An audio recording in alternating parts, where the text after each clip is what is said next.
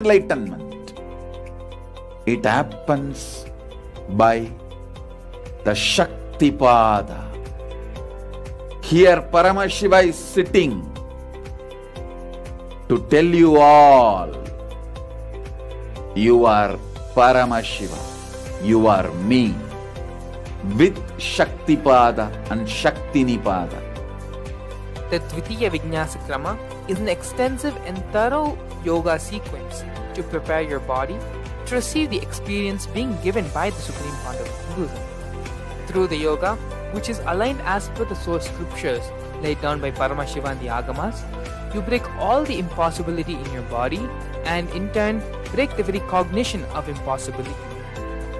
The program leads you to go beyond your human frame and limiting human ideas, which prevents you from living your highest possibility. I will reach you wherever you are, whichever corner of the world you may be. I will reach you with enlightenment. Again I tell you, I am not here to prove I am God, I am here to prove you are God. Don't wait to become divine. Register now at paramashivoham.org.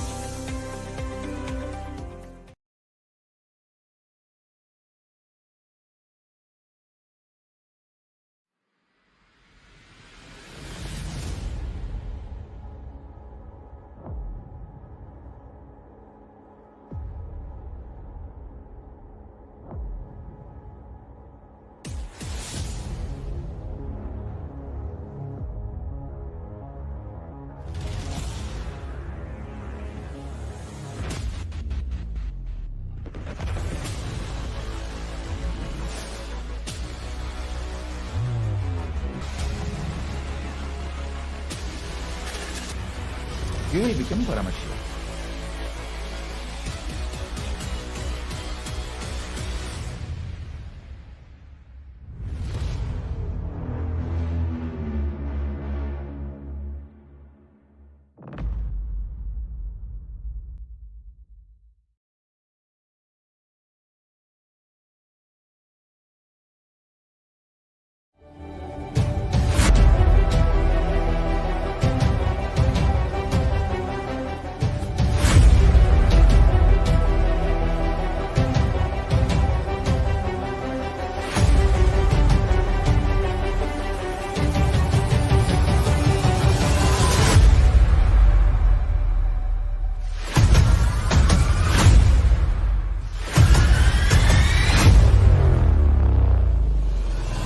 Whatever I shared till now, condensing the whole thing and reviving it as experience, starting from completion, unclutching, power manipulation, the states of consciousness and the planes, multiple planes, everything.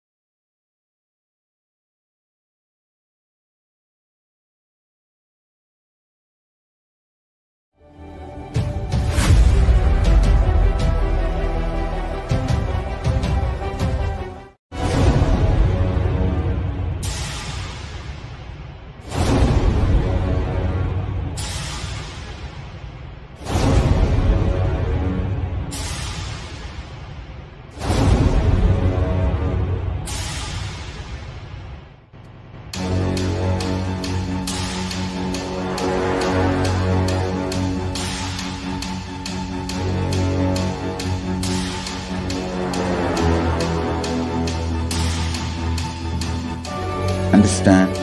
Literally last 39 years from the age of 5, whatever Paramashiva manifested through teaching, speaking, writing, every way, condensing the whole thing and presenting it to you all as experientially in these 21 days through this Jnana Charya, Jnana Kriya, Jnana Yoga, Jnana is Mahaparamashivoham. Lifestyle for just Paramashiva. Rituals to be just yoga for just being Paramashiva. Jnana just Paramashiva. This Mahaparamashivoham is like literally the ultimate journey in a most safest way.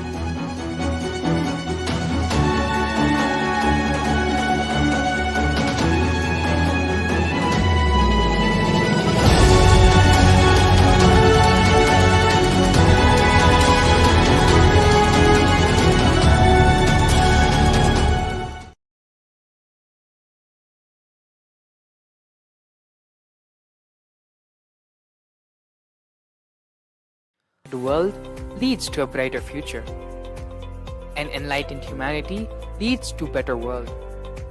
During the Mahaparamashivoham program, we help people to discover their superhuman possibilities and help them to find and achieve the true purpose of their birth by giving them the techniques, practices, and methodologies from the Vedagamas, the original source scriptures of Hinduism.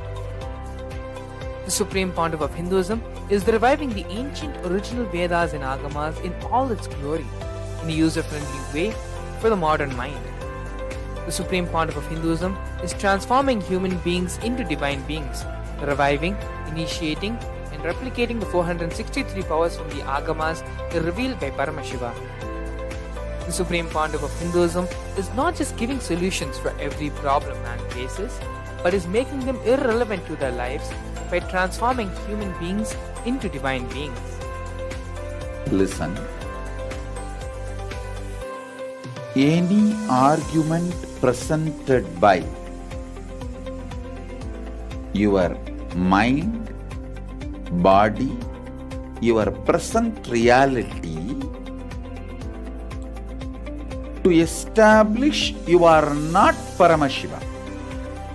You are not omniscient, omnipotent, omnipresent. Anything presented to prove you are not Paramashiva is illegitimate.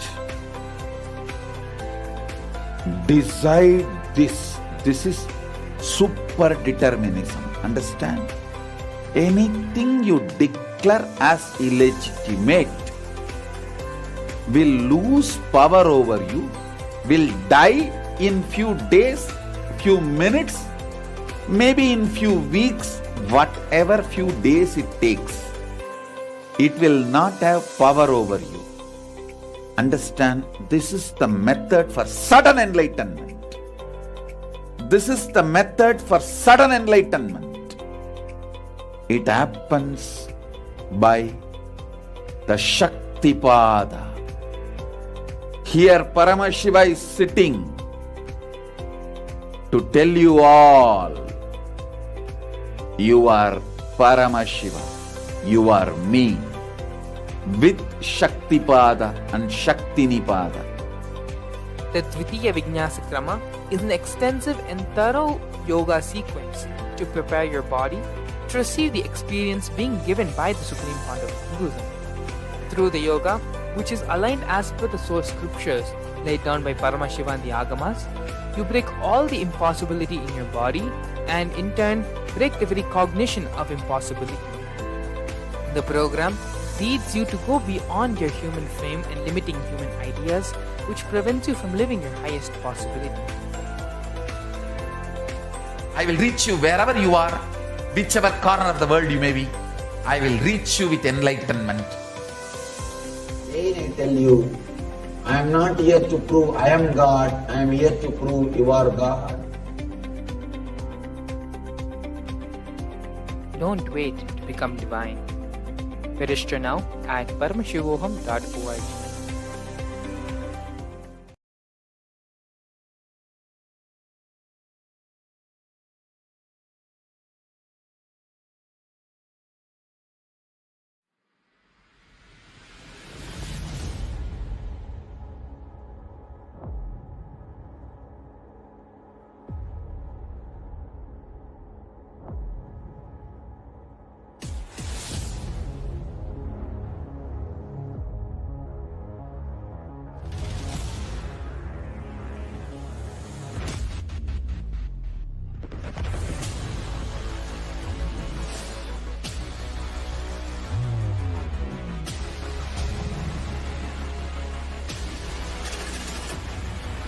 You will become Paramashivam.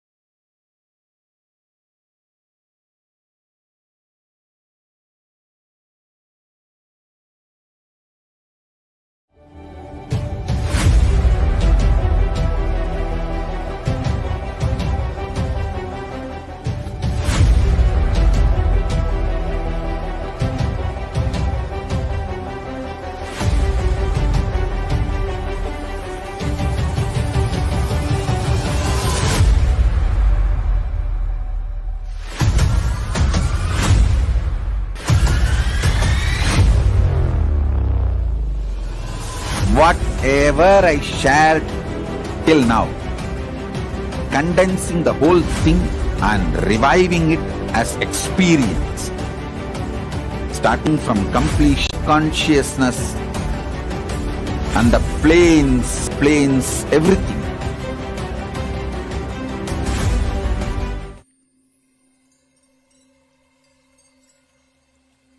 I welcome you all with my love and response. Let you all open all your three eyes. Om Nithyananda Paramashivam.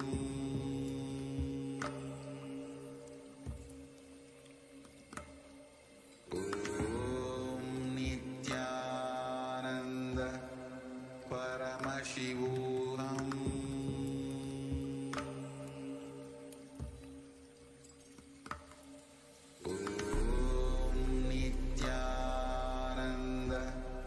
Paramashivam.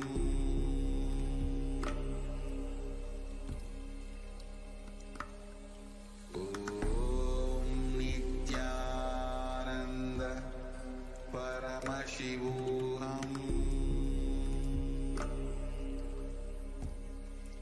Paramashivam. Om Nithyananda Paramashivam.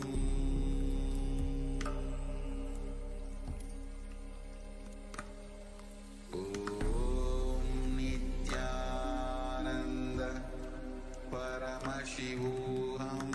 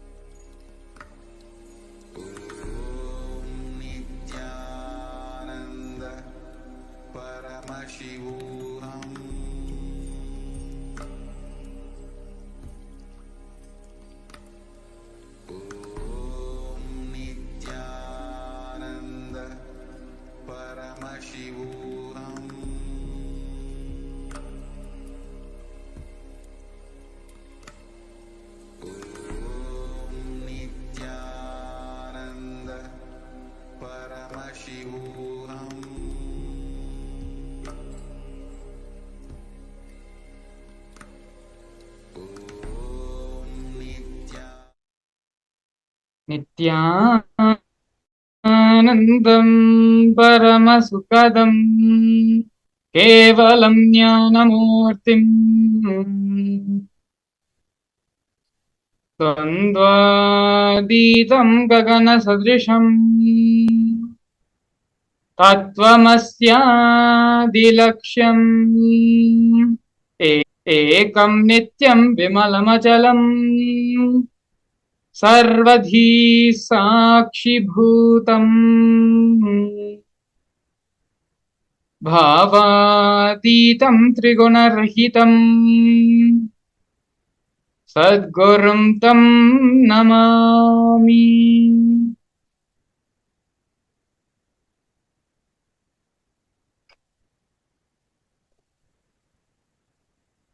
Yes, Nithyanam everyone, we welcome you all for today's another magnificent Bhava Darshan with the Supreme Pontiff of Hinduism, Bhagavan Sri Nithyananda Paramashivam. Today, the Supreme Pontiff of Hinduism is going to be gracing all of us with the darshan of Dakshinamurthy as the Vidhanya Dakshinamurthy Bhava Samadhi darshan. Before we directly enter into the program, we are first going to be looking at the introduction and learning about who is the Supreme Pontiff of Hinduism.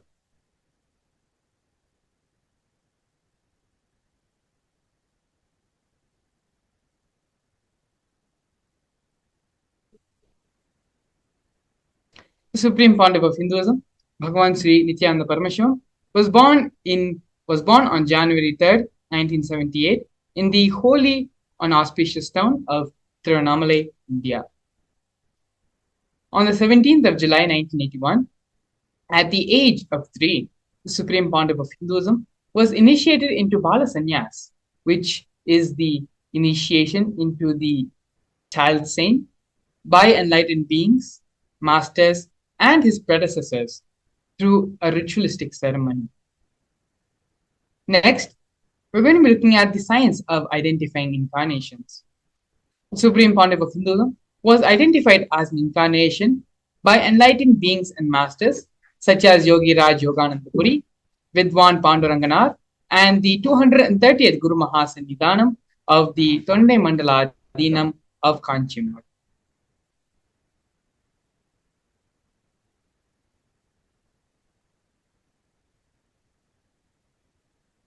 The Supreme Pontiff of Hinduism was coronated at the age of 16 to revive Kailasa.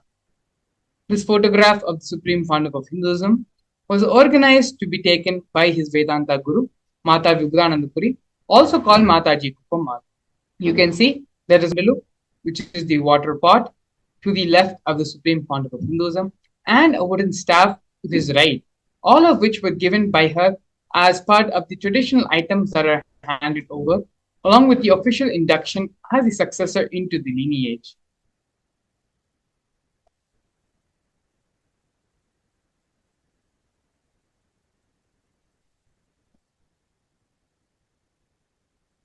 Here we can see the early days of the Nithyananda Sangha, of the revival of Kailasa. To the leftmost, we have a photo, a black and white photo of the Supreme Pontiff of Hinduism. When he was very young, the Supreme Pontiff of Hinduism constructed and built the temple monastery complex of his Guru, Mataji Vibhudananda Puri in Tiruvannamalai. This complex was built brick by brick by the Supreme Pontiff of Hinduism himself. On April 14, 2001, the Supreme Pontiff of Hinduism establishes the first Kailasa temple monastery in Tiruchengodu, South India. You can see the Supreme Pontiff of Hinduism's own handwriting annotation on the photograph where the Supreme Pontiff of Hinduism has noted the auspicious occasion on this day. Next, in the year 2002, 1 year later, on November 4th, at the age of 24, the Supreme Pontiff of Hinduism establishes the headquarters, Adi Kailasa Sarvagnapeetham, in South India.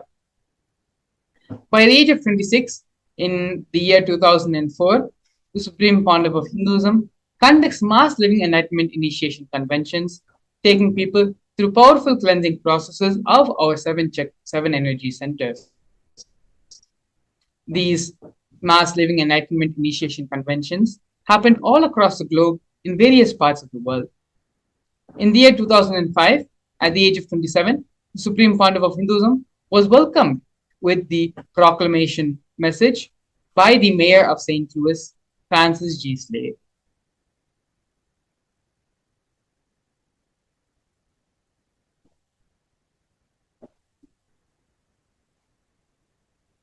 Here we can see the Supreme Pontiff of Hinduism conducting the Mass Living Enlightenment Initiation Conventions all across the globe, in various parts of India, in various parts of North America, in Canada, and many more places.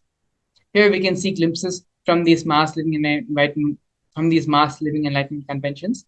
One such convention happening in Oklahoma, in the Medical Baptist Center in the United States.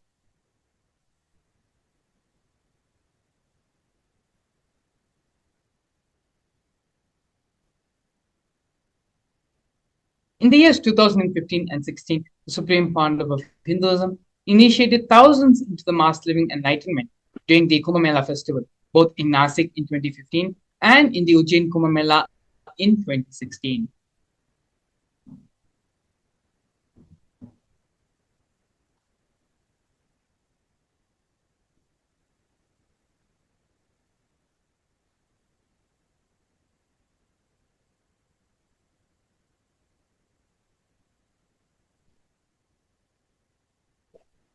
Here we can see the various coronations of the Supreme Pontiff of Hinduism, where the first coronation which happened to the Supreme Pontiff of Hinduism was when the Supreme Pontiff of Hinduism was very young.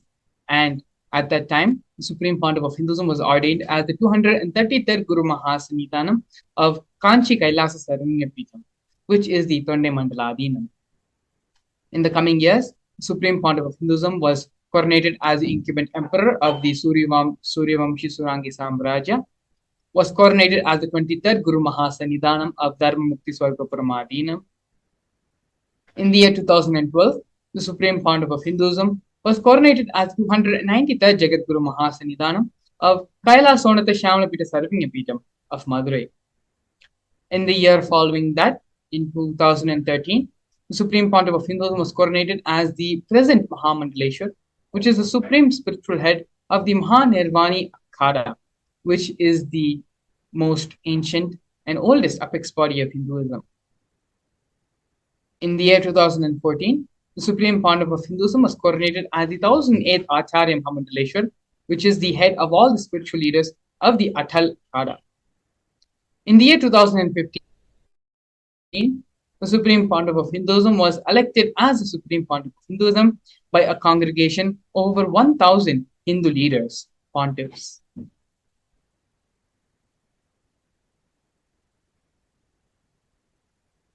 We can see and learn about the sovereign state of Sri Kailasa is a macrocosmic, ancient, enlightened Hindu civilizational nation whose vision is living enlightenment for all of humanity. Kailasa's mission is to revive, share with today's world the practical applications of the greater science of authentic Hinduism, including Hindu cosmic physics, Hindu alchemy, Hindu cosmology, Hindu biology, Hindu mathematics, the power manifestation science, and other sciences as revived by the Supreme Pontiff of Hinduism. These sciences were once practiced freely in over 56 nations across the continent, but are now facing extinction due to the persecution over a millennium.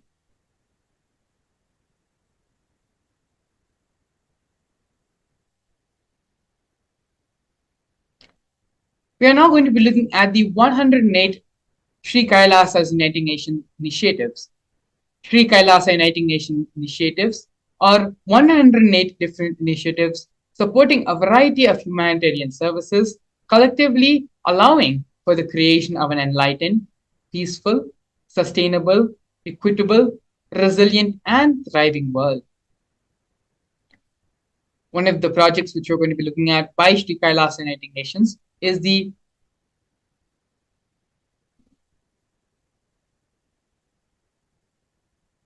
No Hungry Home project offered by Sri Kailasa United Nations for nutritious food and a hunger-free world. Kailasa, over the past 27 years, has served more than 1 billion meals. For the past 27 years, Hindu ASMT community has served Annadan, and a total of 3 million Annadans have happened in Kailasa and in all the various branches and embassies of Kailasa. These Annadans were provided for all in religious gatherings to everyone without discrimination. 10,000 meals are served daily, free of cost, and up to 100,000 meals are being served on festival days.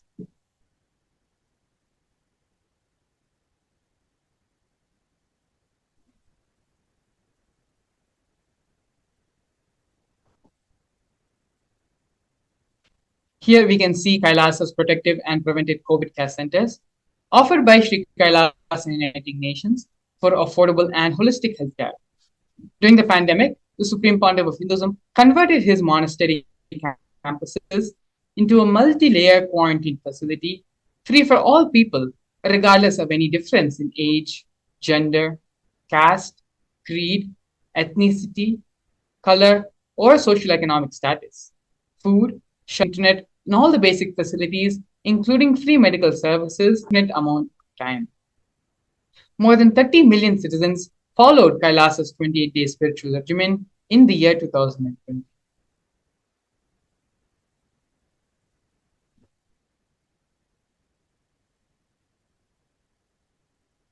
Next, the university and the Nithyananda Gurukul, both offered by Sri Kailasa Uniting Nations for education reform and development. The University is established by the Supreme Pontiff of Hinduism and is the world's largest Hindu university. Nithyananda's Hindu University has more than 20 million enrollments, 7,000 free courses, and extended campuses in 150 different countries. The Nithyananda Gurukul is inaugurated by the Supreme Pontiff of Hinduism on the 2nd of October 2006 and is for the revival of the ancient Adishaiva Guru disciple education system, which is an authentic knowledge transmission system based on enlightenment.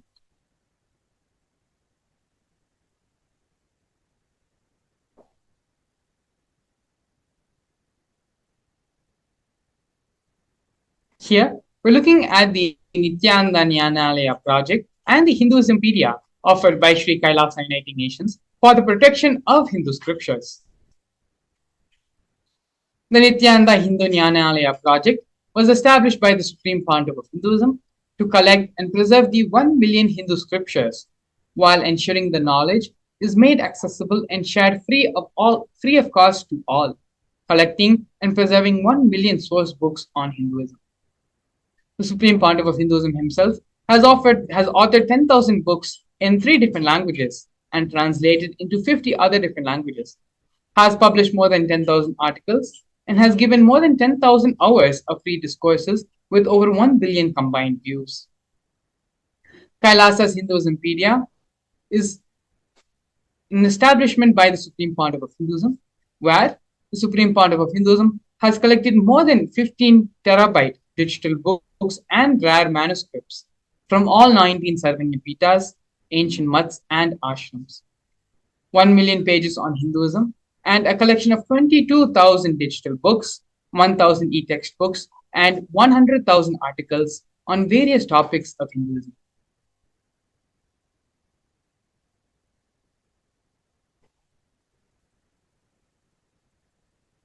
Here we're looking at the Confluences for World Peace offered by Sri Kailasa Uniting Nations for global peace and religious harmony. In the year 2009, the Supreme Pontiff of Hinduism organized a month-long peace walk covering 1,000 kilometers and 1,000 villages to bring together in harmony from all walks of life to promote feeling connection and oneness among people. During the walk, health camps were conducted in villages along its path.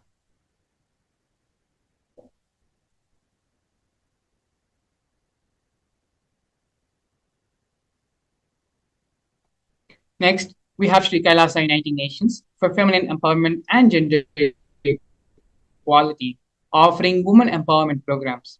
The first is the Kailasa Yogini Saranyapeetham, which is the establishment of yoga and meditation universities to empower their quality of life and emphasis on life solutions through Vedas and through the Agamas, empowering the indigenous rural women, fighting against wrongful gender stereotyping, gender-based violence, and lack of inclusive and quality learning environments. Some of these initiatives include the Nithyananda Kailasa's Nithyananda Lakshmi project, which is a microfinancing service, Kailasa's Women Foundation and Women Empowerment Self-Help Centers, which was launched in 108 places around the world since its initiation in 2009. Kailasa's Ankita program, which is the providing of foundational literacy about working of basic community services and infrastructure environments. Kailasa's Ashraya program, providing vocational training programs to rural and indigenous women to provide equal opportunities and access to independent, self-sufficient financial environments to them. The Supreme Pontiff of Hinduism has revived the Vedic feminism in Kailasa, where 80% of the leadership positions are occupied by women.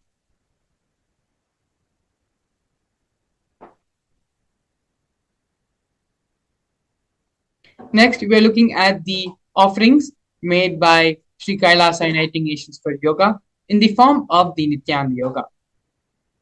The Supreme Pontiff of Hinduism has revived 108 scientifically validated kriyas, specifically targeted to 108 major disorders and diseases, arthritis, and blood pressure. The Supreme Pontiff of Hinduism is also reviving the ancient pole yoga, which is the Shivastambha yoga, and rope yoga, which is the Kundalini Rajya yoga, in which yogic asanas, postures, and weight balancing techniques are performed to create the yogic physiology, aligning it to the cosmic geometry that manifests superconscious powers. Not only that, but the Supreme Pontiff of Hinduism has also been awarded 2 Guinness World Records for the largest rope yoga class and the largest Shivastambha class, with bringing worldwide attention to these extraordinary forms of yoga. These Guinness World Records were established on the 30th of September and 3rd of October, respectively.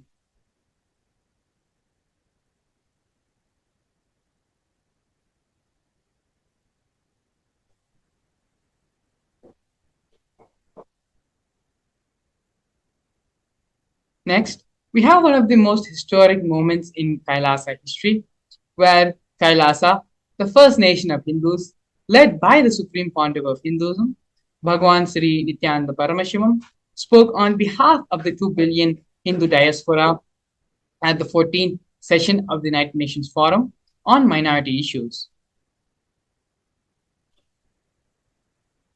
A significant milestone in the history of Hindus and the sovereign state of Sri Kailasa happened on the 2nd of December 2021.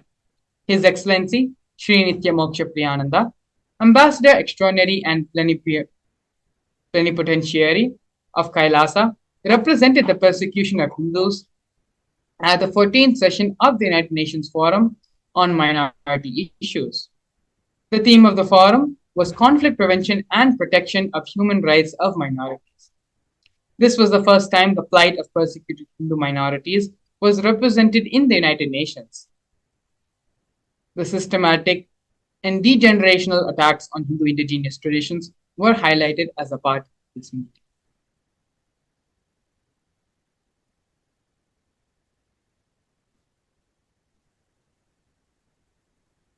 Here we're looking at the various illegal persecutions and attacks happened on Kailasa and on the Supreme Pontiff of Hinduism.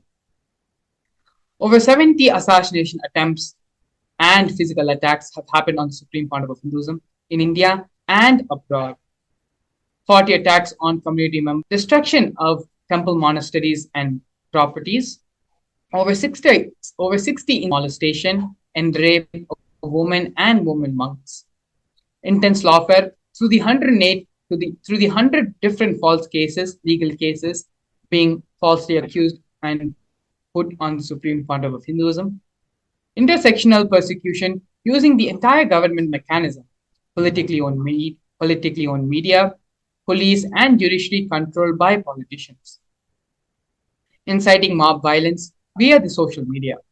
These are not just one or two, but many ways through which the illegal attacks are happening on the Supreme Pontiff of Hinduism by anti-spiritual elements and anti-Hindu elements.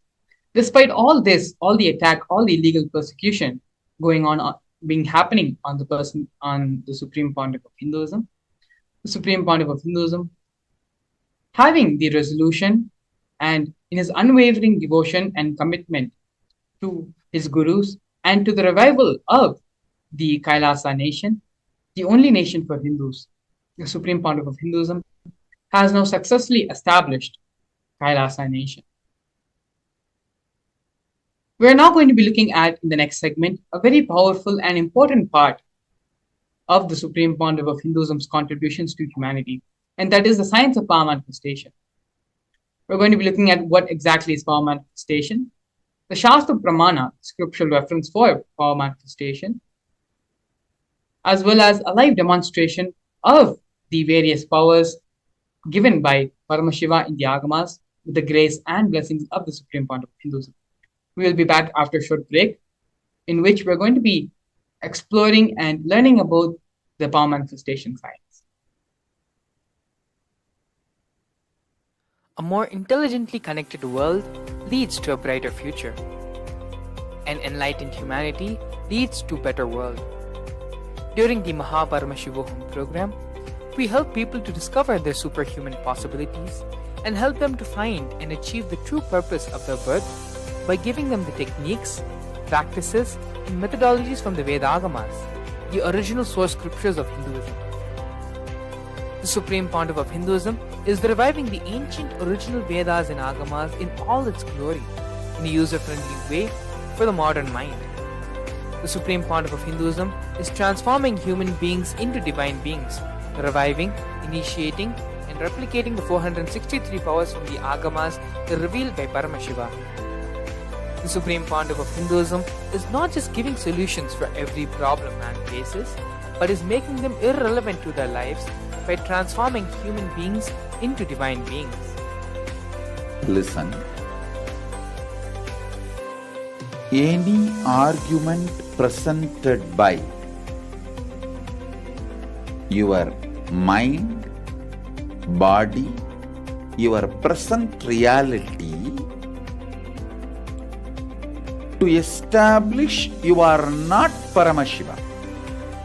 You are not omniscient, omnipotent, omnipresent. Anything presented to prove you are not Paramashiva is illegitimate. Decide this. This is super determinism. Understand? Anything you declare as illegitimate will lose power over you, will die in few days, few minutes, maybe in few weeks, whatever few days it takes. It will not have power over you. Understand? This is the method for sudden enlightenment. This is the method for sudden enlightenment. It happens by the Shaktipada. Here Paramashiva is sitting to tell you all, you are Paramashiva, you are me, with Shaktipada and Shaktinipada. The Dvitiya Vijnasa Krama is an extensive and thorough yoga sequence to prepare your body to to receive the experience being given by the Supreme Pandava of Hinduism. Through the yoga, which is aligned as per the source scriptures laid down by Paramashivam and the Agamas, you break all the impossibility in your body and in turn break the very cognition of impossibility. The program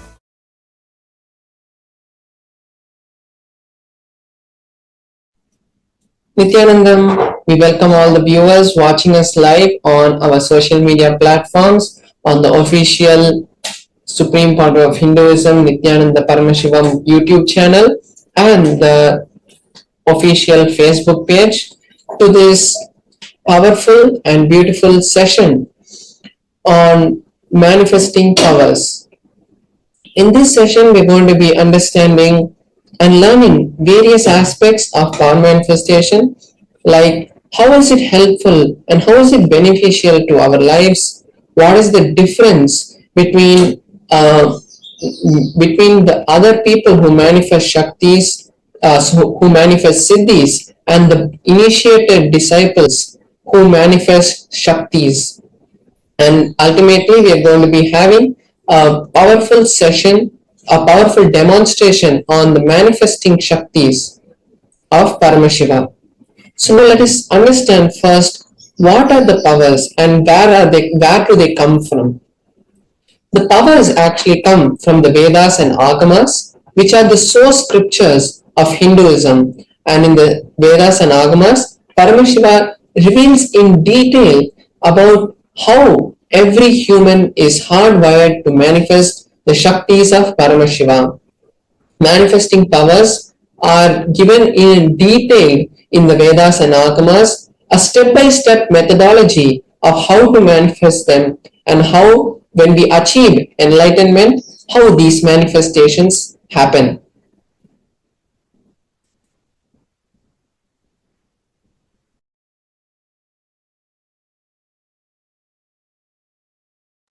Now we'll be seeing the difference between the Shaktis and Siddhis. The Shaktis are powers that manifest from the space of enlightenment. Means when you reach that space where you are Paramashiva, it manifests from that space. But Siddhis, on the other hand, manifest when you do tapas. And when you do tapas, you accumulate good karma and you accumulate punya, which protects you, but which manifests through you as Siddhis. Because when you hold that space for the cosmos, you get these, but these will distract you. It's like when the churning happens, or first the water all comes out, and finally the milk comes out. And the Siddhis are like the water which comes first when we do the churning to get the butter, and at the end the Shaktis are the real butter which we want. And then the other difference is the Shaktis manifest after initiation of the Guru, and Siddhis happen only when you do tapas, and it's not for anyone. Everyone and anyone don't manifest the Siddhis, but any ordinary human can manifest the Shaktis after the direct initiation from a living enlightened master or the incarnation. And then the other difference is Shaktis are permanent and Siddhis are not permanent, and they distract you from the path of enlightenment.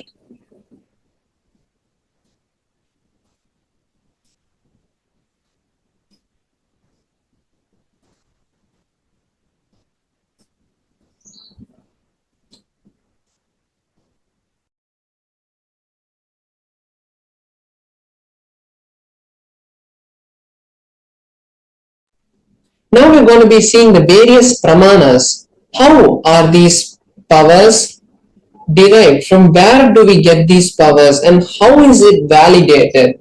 What is the foolproof authentication method that is used by the ancient rishis to validate these powers? So these powers are validated in 4 different ways. First is the supreme authority of these is the Shastra Pramana.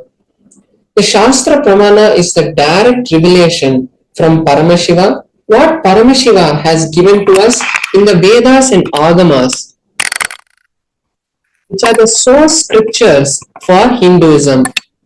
Then we have the Apta Pramana, which is the experiences which are time tested and foolproof.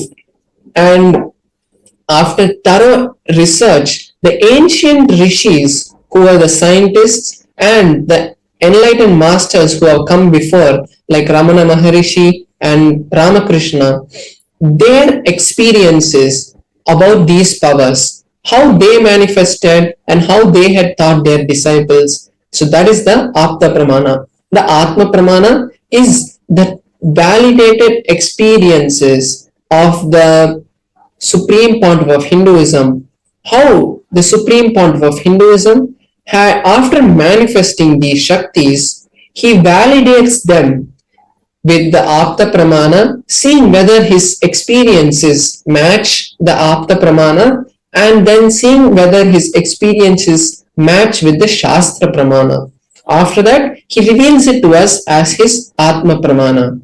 Then we have the Pratyaksha Pramana, which is the scientific study and the empirical evidence of these Shaktis. What science understands when these powers manifest? And now we're going to be going through a detailed explanation of each of these pramanas for the powers.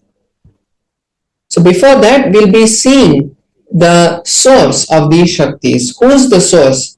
So as I mentioned before, the source of these Shaktis, Paramashiva, is the primordial divinity, and he is the ultimate reality effulgent. He is also Swayam Prakasha, which is self-effulgent, and he is omniscient and omnipresent. From him, this whole universe is manifested, and by his manifestation, the 5 actions are manifested, which is the creation, sustenance, rejuvenation, removing from delusion, and liberation. So through these 5 actions, all of this whole universe, this whole cosmos, this whole existence that is there, which we know, is created and sustained. The ultimate truth about Shaktis is when the powerful cognitions are mapped into our consciousness, when the jnana is mapped into the prajna, it manifests as possibilities and powers in every being, which is prajnana.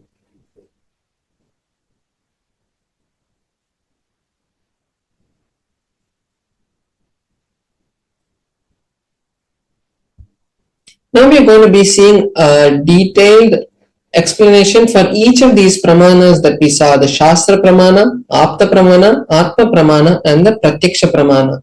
So first we have the Shastra Pramana for the power of third eye, which is from the Vijnana Bhairava Tantra, a scripture directly revealed by Paramashiva to Paramashiva Shakti. And in that scripture, he gives the reference for the power of third eye.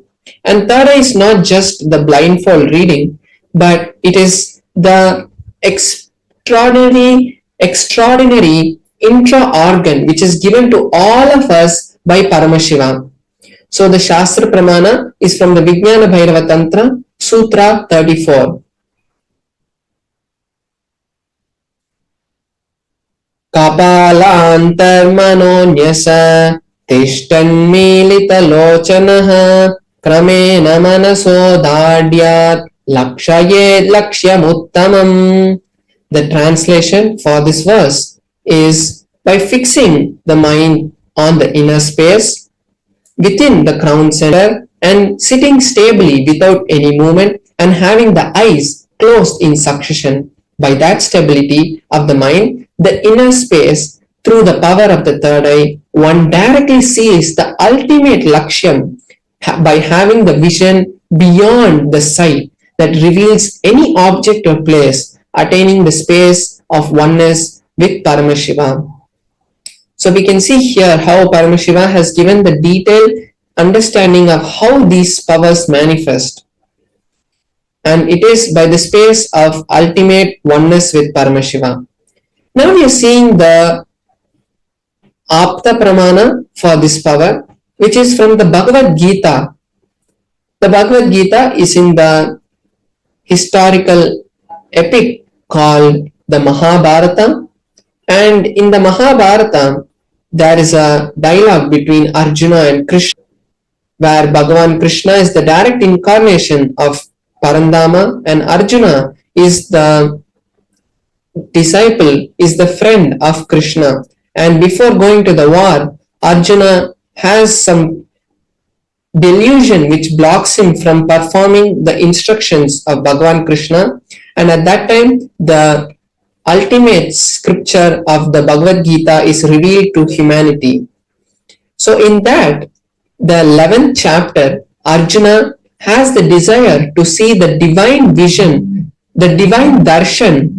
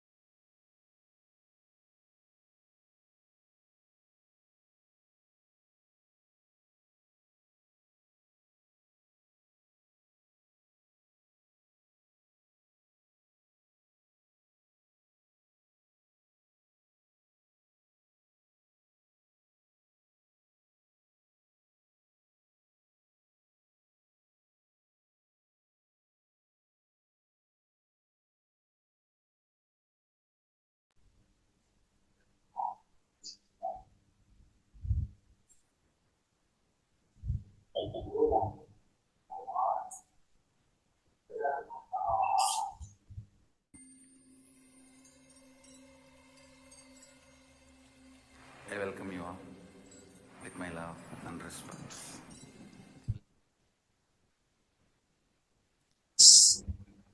Sorry for the technical glitch. Yes. So we were seeing from where the Bhagavad Gita was revealed, and how the Bhagavad Gita was revealed, and how Arjuna had asked Krishna that Arjuna wanted to see the cosmic form, the Vishwarupa Darshana of Krishna. So Arjuna asked Krishna, and Krishna says to Arjuna, "You cannot see my cosmic form with these physical eyes of yours. Therefore, I grant you the divine vision of the third eye. Behold my cosmic opulence." So this is the 8th verse of the 11th chapter. And after that, what happens is Arjuna sees, Arjuna's third eye is awakened, and Arjuna is able to see the Vishwarupa Darshana of Bhagavan Sri Krishna. And then in the whole 11th chapter, Arjuna narrates that beautiful darshan that he has. Next, we'll be seeing the Atma Pramana of the Supreme Pontiff of Hinduism, how he experienced this power.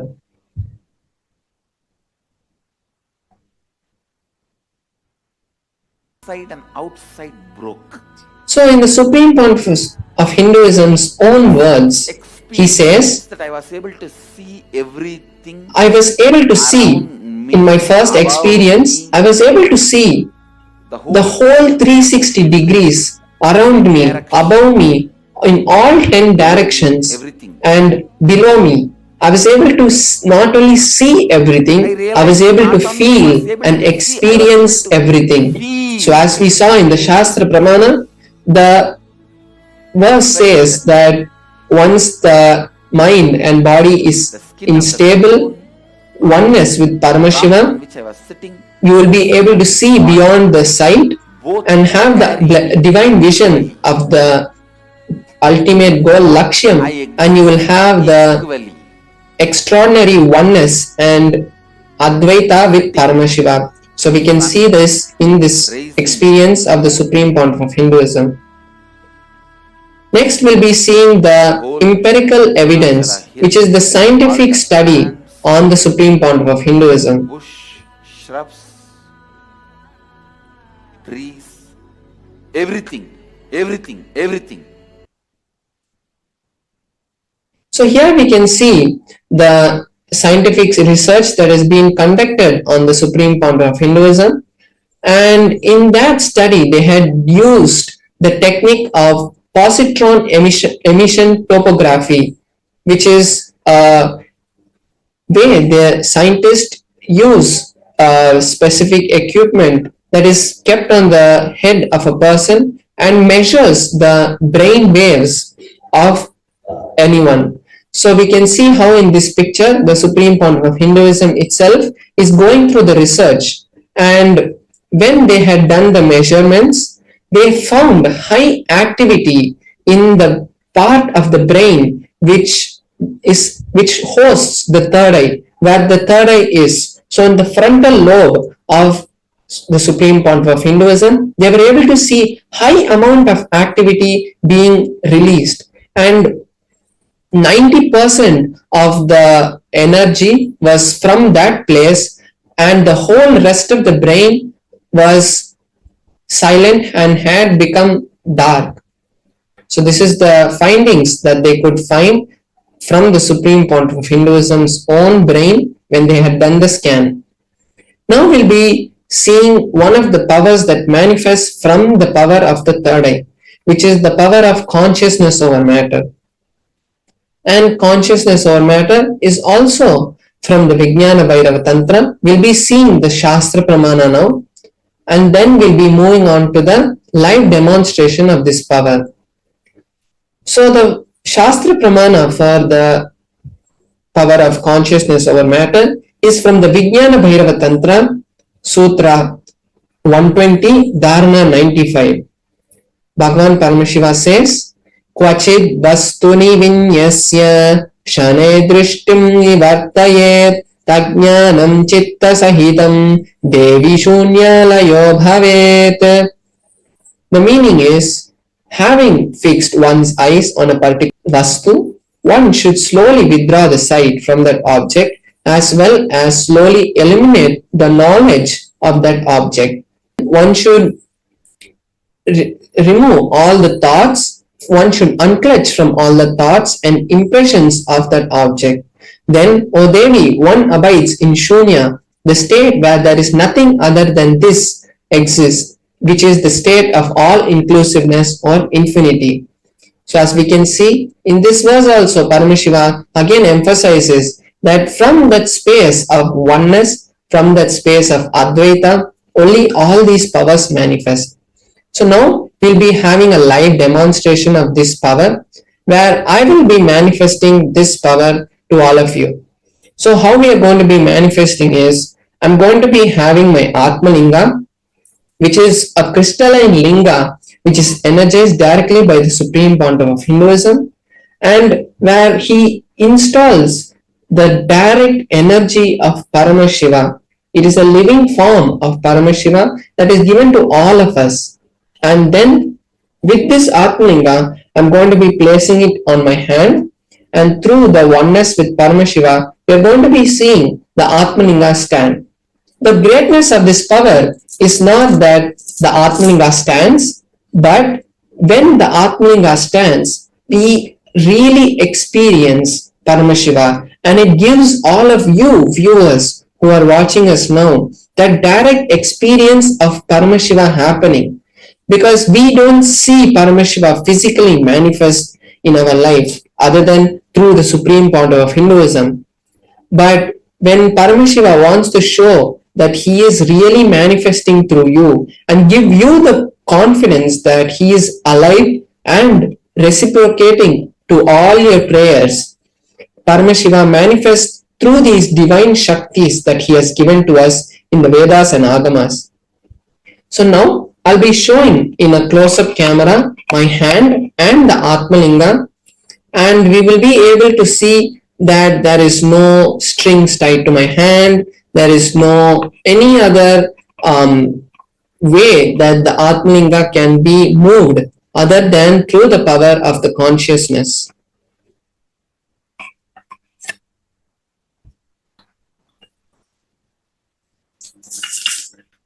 So here we can see my hand and the Atmalinga. And the Atmalinga, as I said, mentioned before, it is made of a crystalline material, and the Atmalinga cannot be moved by a magnet.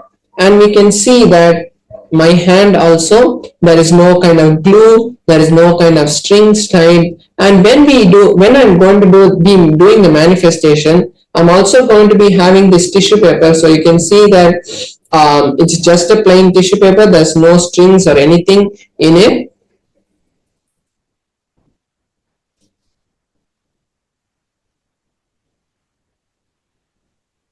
So it's just a plain tissue paper, and I'm just going to fold it so that it's a bit more stronger. So here's the tissue paper, and now I'm going to be placing my Atmalinga on my hand. And when I manifest, I'll be showing you that I'll be doing this to show that there is no strings tied. So even now we can see that there is no strings tied. As I'm going in a full 360-degree rotation around my Atmalinga, we can see that even when I move my hand also, there's no movement in the Atmalinga itself. The Atmalinga is stable. So now I'll be chanting the Mahavakya intensely, and when I do that, we will be seeing that directly the Atmalinga is standing, and it is not as I mentioned before, it is not to prove that we can manifest powers, but it is to show that Paramashiva is manifesting through all of us. So because of that, and when we manifest these powers, the most important thing that happens is we are creating an ecosystem, a Vata Varna, where any desire that we have, because we are in oneness with Paramashiva, any desire that we have automatically manifests, because it becomes the desires that happen in us starts to directly be downloaded by Paramashiva. Only what he wants start manifesting through us, because we start to understand that we are Paramashiva. So any power that we want or any desire that we want to manifest happens. So all the viewers also can take this time now to manifest any intention, whether it might be some wealth, health, or any relationship that you want. This is the best time to create the reality for that to happen. So now I'll be chanting the Mahavakya, and all of you viewers watching us now can also take this time now to create, because every day we are manifesting the powers in this segment. So every day you're building that connection, because only when the connection happens, it will really manifest. Like only when the phone is connected to the Wi-Fi, you can use it to send messages. So when every day you keep doing the power manifestation, you will start to see that you are able to connect with Paramashiva. You are able to allow that flow of energy to happen through you. So now I'll be chanting the Mahavakya, and all of you can join me and also chant along to manifest the state and space of Paramashiva. Om Nithyananda Paramashivoham. Om Nithyananda Paramashivoham. Om Nithyananda Paramashivoham. Om Nithyananda Paramashivoham. Om Nithyananda Paramashivoham.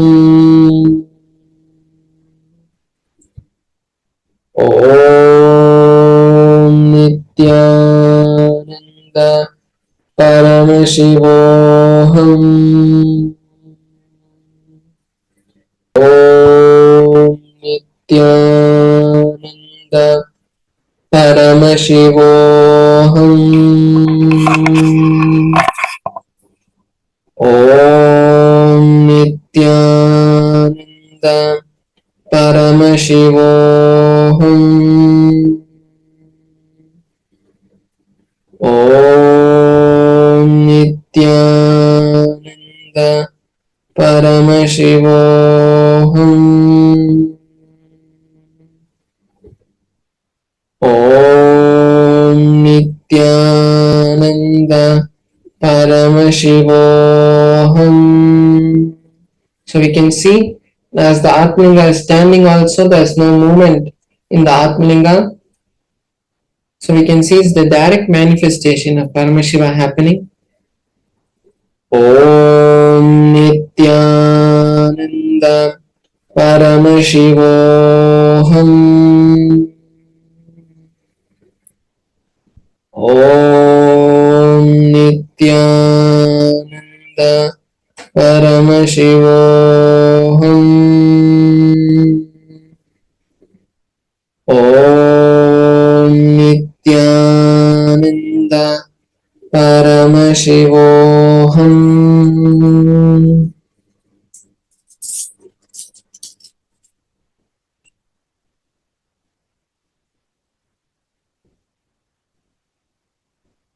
So we saw the beautiful manifestation of the Atmalinga moving, and this is the best opportunity for all of us to create any reality that we want. So the best reality that I think that all of us should create is Paramashivoham, because when we attend Paramashivoham, it is not just another spiritual retreat or online mind solutions or problem solving kind of program. It is a direct program where the Supreme Pontiff of Hinduism, who is the Nijavatara of Paramashiva, and who has scientifically proven that these programs can create any reality in your life, is going to be conducting the Paramashivoham sessions. And when we sit in those sessions, what you think about wealth, health, powers, money, anything that you think, there'll be a change, because you will get the real understandings, real cognitions about these powers. And when you get that, you will be easily able to create anything in your life, because you're getting the password to the cosmos and you're getting the direct connection to Paramashiva. And when Paramashiva ordains, anything that you want will happen. So now will be, you can all take some time now to create that intention first. Maybe you don't have this cognition or understanding right now that your reality is being blessed by Paramashiva, because when he wants you to attend the program, when he wants you, it is only by his will that you can do anything. It is not being bound by Paramashiva, but it is the way that Paramashiva has given human beings the enough of freedom as they get responsible. So with responsibility, automatically freedom happens. So when we really understand that we are Paramashiva, that is the freedom and that is the responsibility that we are taking. So Paramashivoham is the best opportunity for all of us to create any reality and really manifest Paramashiva through us. So now we'll be moving on to the next segment, where we'll be learning some really powerful cognitions and understandings about our life. How using those powerful cognitions we can change a lot of problems that we are facing today and create the new future that we want. So we'll be right back with you after a short break. Thank you, Nithyanandam. A more intelligently connected world leads to a brighter future. An enlightened humanity leads to a better world. During the Paramashivoham program, we help people to discover their superhuman possibilities and help them to find and achieve the true purpose of their birth by giving them the techniques, practices, and methodologies from the Vedagamas, the original source scriptures of Hinduism. The Supreme Pontiff of Hinduism is reviving the ancient original Vedas and Agamas in all its glory, in a user-friendly way for the modern mind.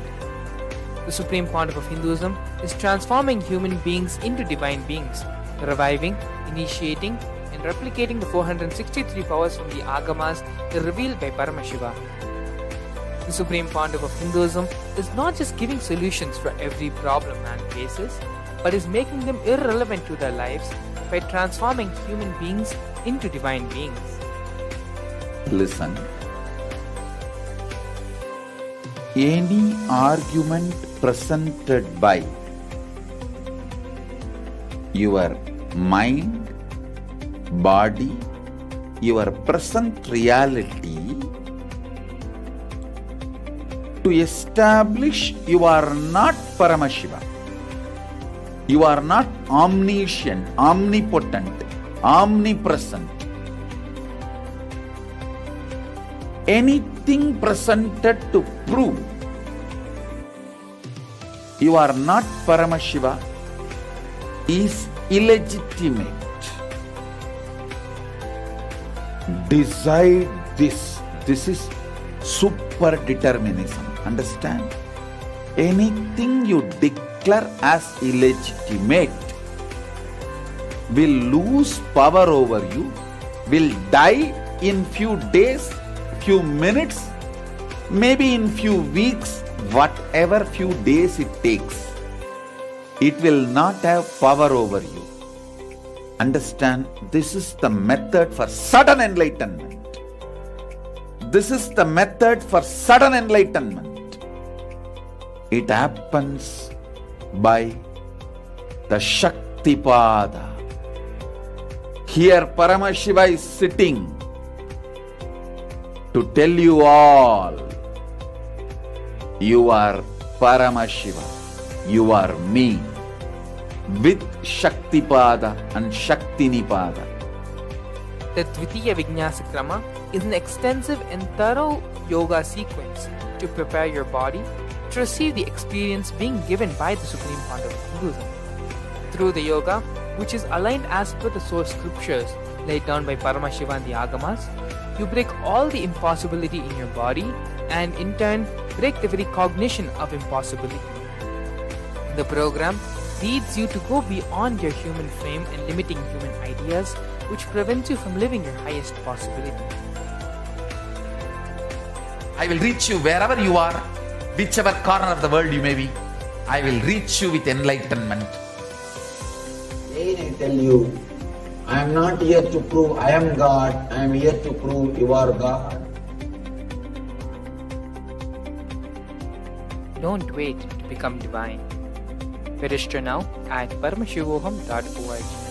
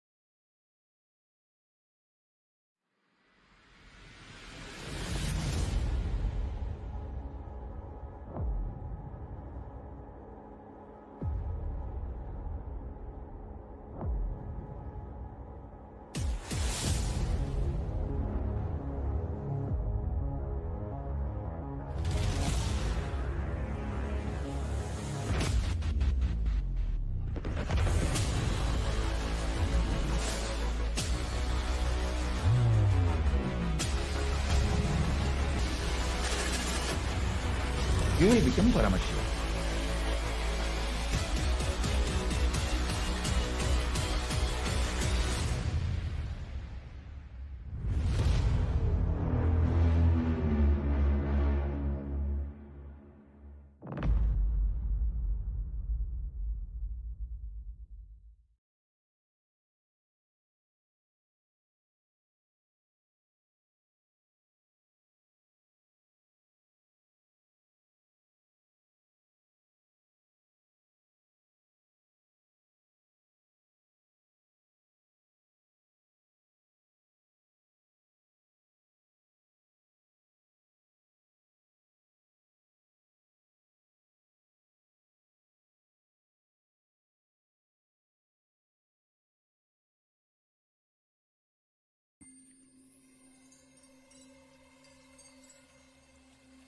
I welcome you all with my love and respect.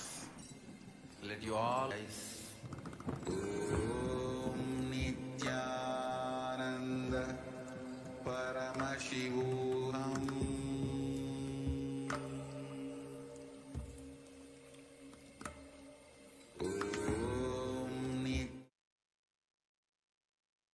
Yes, Nithyananda everyone, we're back.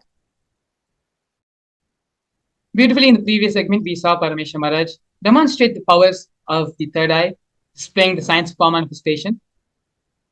Paramashivam Maharaj, with the grace and blessings of the Supreme Pontiff of Hinduism, was successfully able to manifest the power of consciousness over matter, where the Atmalinga in his hand he was able to move it from being in a horizontal flat position to a vertical standing position.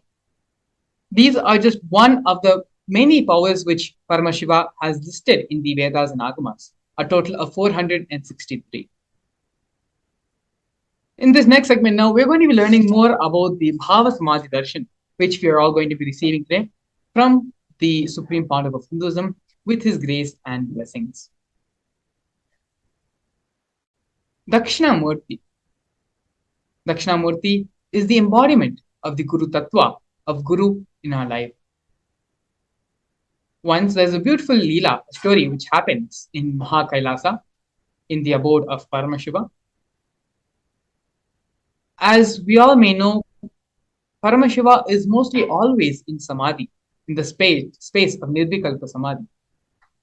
One day Devi Parvati, Parashakti, asks Paramashiva, "Oh Paramashiva, always you're in meditation, you're in contemplation, you're sitting in such a restful awareness, deep space, without attending to anything in the outer world, without attending to anything which is happening around you. What is it that you're so engrossed in meditating?" Paramashiva beautifully answers, "I am meditating on the Guru Tattva." It is through the Guru we achieve the ultimate. We experience and realize our oneness with the cosmos. We are now going to be watching a series of videos given by the Supreme Pontiff of Hinduism on this truth of the Guru Tattva, as well as the story of Dakshinamurthy. Dakshinamurthy is the Adi Guru, the first Guru to happen on this planet. Before we enter into the segment, we request all our viewers to please sit with your head, neck, and spine in a straight single line, and allow for the space of restful awareness to settle in your system.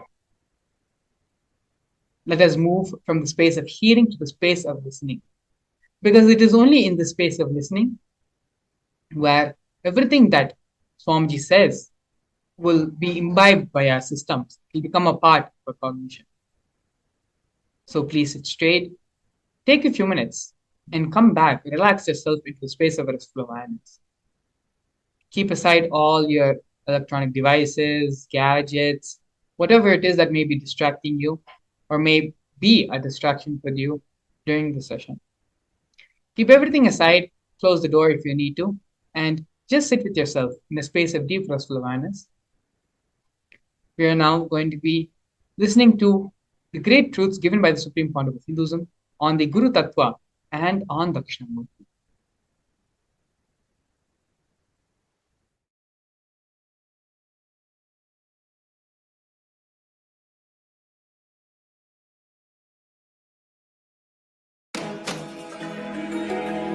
When we say Dakshinamurthy teaches in silence, it is not that he never utters a word, but just by a word, he will transmit petabytes of information.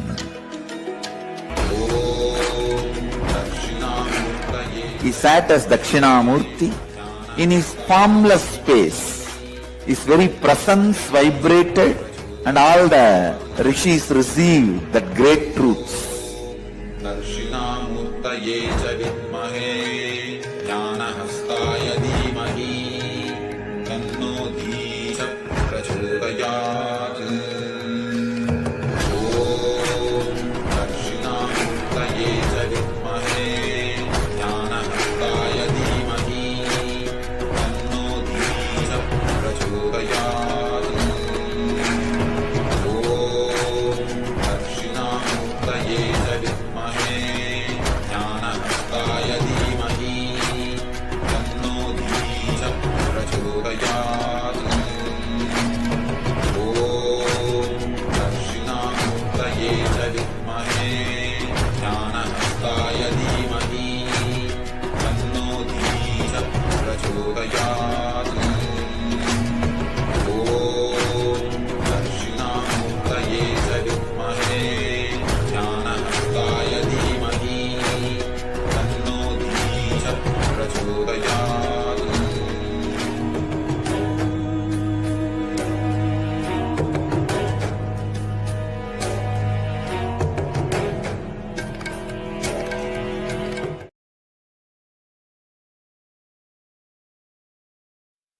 So, silently, Shiva lands in the Tarugavana as a handsome young man.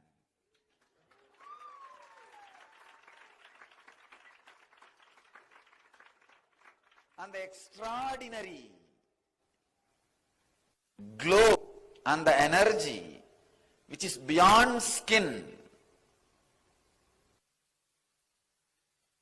the extraordinary radiance, tejas, beyond the skin color, extraordinary attraction beyond the size of the body, he manifested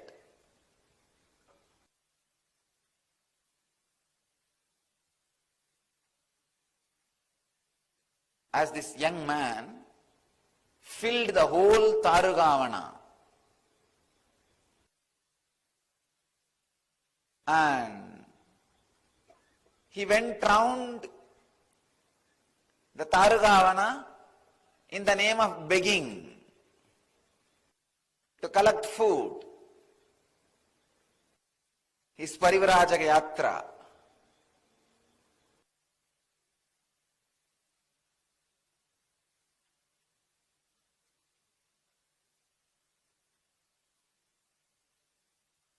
All the wives of the rishis saw this extraordinary charismatic energy expression. Fortunately, they were not bitten by the snake intellect. They were not caught in the arrogance. They were not caught in the pseudo-ego of their husbands. These Tarugavana rishis, some of the great intellectuals, because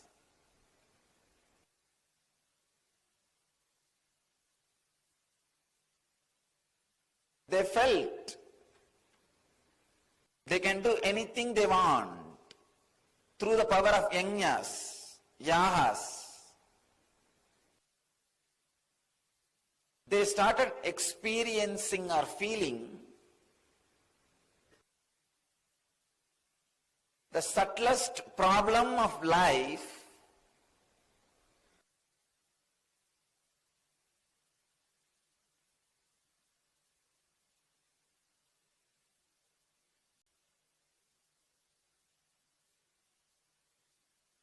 pseudo-ego asserting itself as ultimate. So, silently, Shiva lands in the Tarugavana as a handsome young man.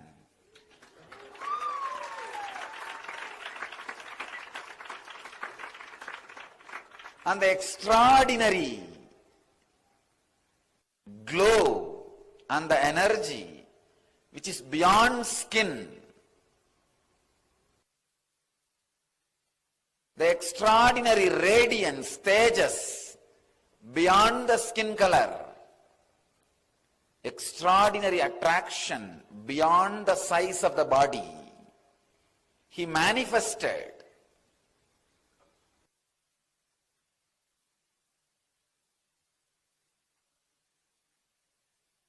as this young man filled the whole Tarugavana. And he went round the Tarugavana in the name of begging, to collect food. His Parivrajaka Yatra.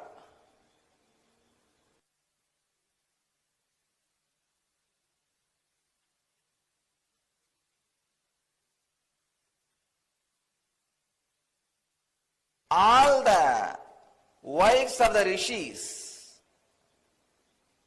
saw this extraordinary charismatic energy expression.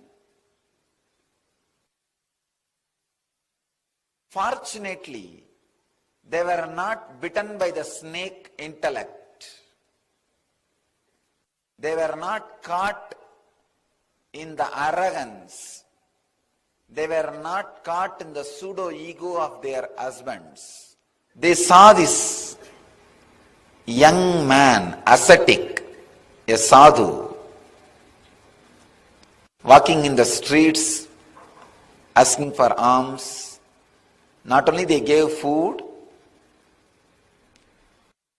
they just lost themselves in his presence and glory.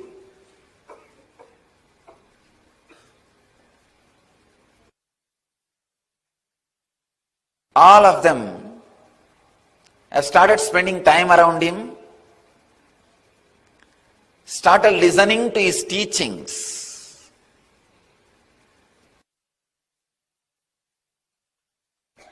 Imbibing those ideas. The problem started in the house. So it is too much. Within 2 days, there was a meeting of all the intellectuals, big discussion, how to stop this young sadhu going around and begging and giving lessons and teachings and taking classes. Something immediately need to be done, otherwise we will not have anybody in our house. We will be left all by ourselves. Everybody has started following them. They created a violent plan. We need to destroy him, finish him off. So they gathered.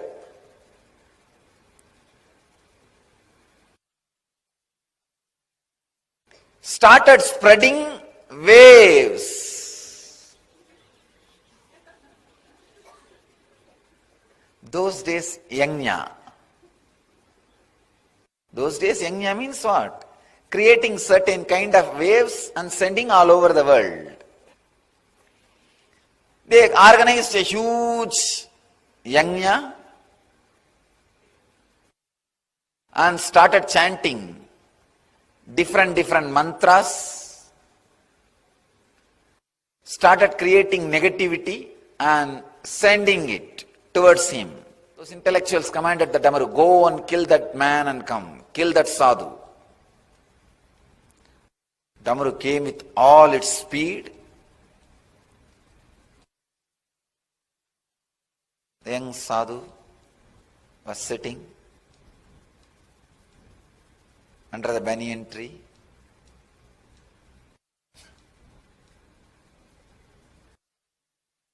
The light smile, opened his eyes and saw what is coming. The Damaru with all the vigor and power was trying to come near to destroy. All this young sadhu did, he just caught it and kept in his hand to play whenever he wants. Then they created another huge weapon. It's called Maru. They sent that weapon. All right, at least you go and destroy him and come back. Neither Damaru nor Deer did the job. You go. When that came again, he did not even move. Just picked up that Maru and kept it in his right hand. Be with me. You may be useful whenever I want.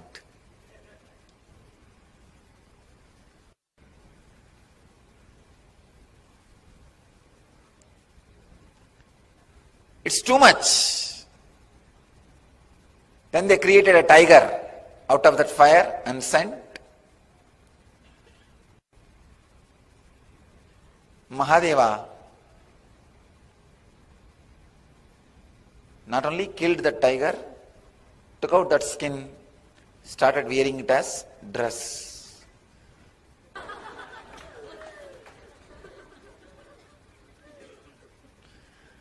So he started wearing his as dress.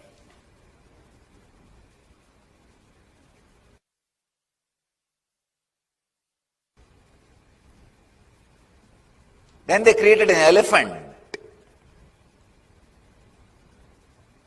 Again, different energies.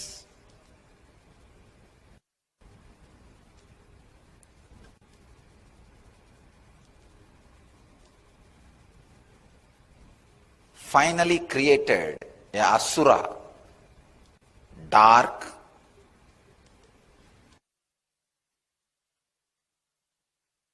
cunning,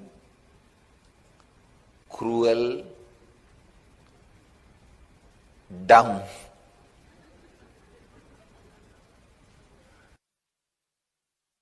Muyalaka. They said, you go and do some conspiracy, create some problem, destroy this young sadhu. Shiva did not even bother. He just picked him up and put him at the feet. He was dead. But these asuras are dangerous. Even if they are dead, you have to always keep one foot on them so that they don't come back. He puts his feet.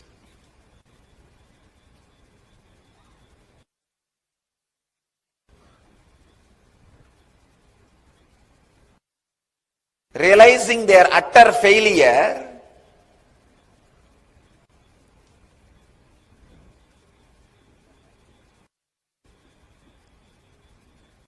they tried to do all possible things.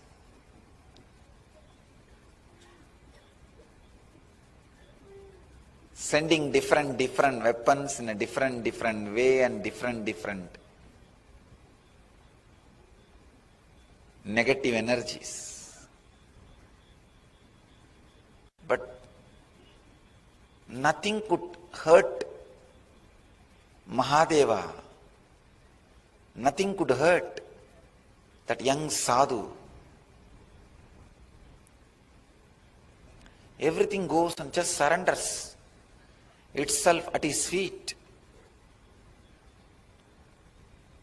They were shocked, surprised, unable to understand what is going on, confused, completely disturbed. The very fire, Agni, in which they do the homa and create anything they want, that very fire they commanded, come on, it is time, you go and destroy him, or we will be destroyed. The fire comes in full speed. That's the last weapon they had.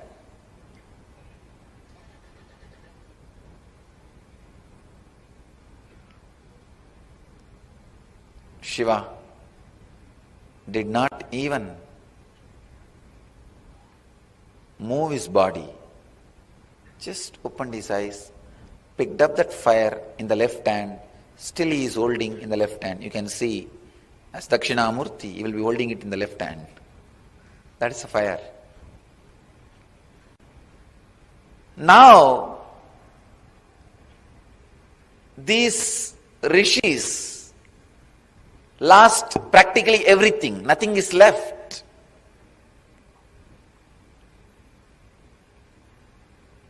It is too much, too strong lesson for them.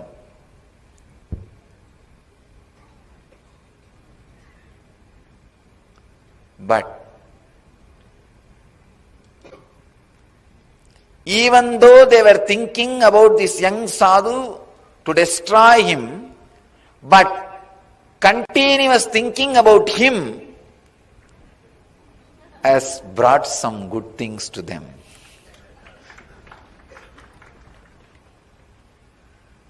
Those rishis are fortunate. Maybe the layer of negativity they carried was very less. Just because they were constantly thinking about him, they finally decided, if there is somebody who can stand all the negative things we can do and still be calm, composed and continue what he wants to do, then he must be extraordinary power. They had little intelligence also along with their intellect. Fortunately, they went and surrendered at the feet of Mahadeva. Because they surrendered, Shiva gave knowledge to them also. Not only he saved humanity from these atheistic intellectuals, because they also surrendered, he saved them also from themselves.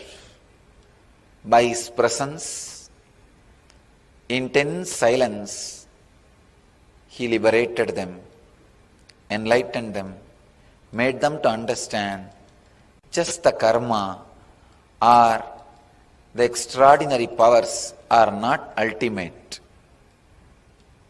There is something more than that. Understand this story.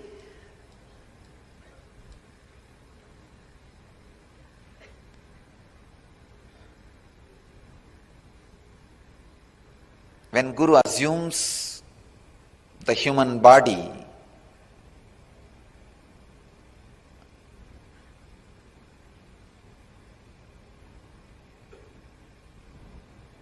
when he comes down to the human frequency to save humanity from atheistic intellectuals and save themselves from themselves, save them also from themselves.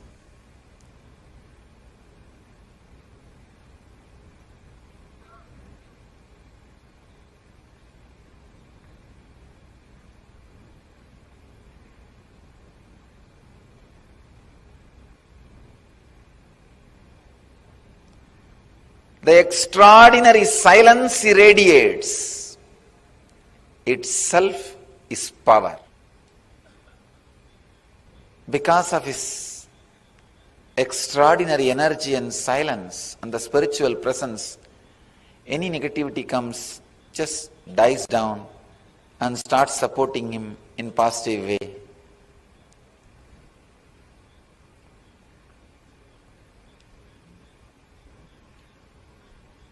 After all that, after all this attack, still he is sitting silently in the banyan tree, radiating his presence.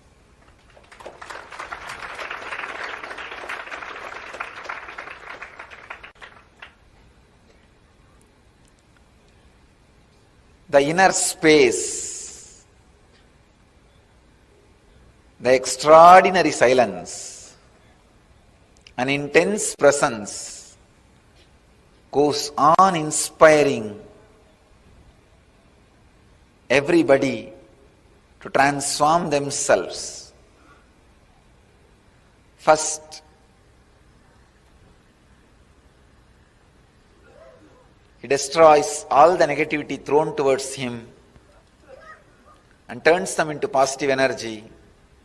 Then he transforms the very people who are trying to throw negativity towards him.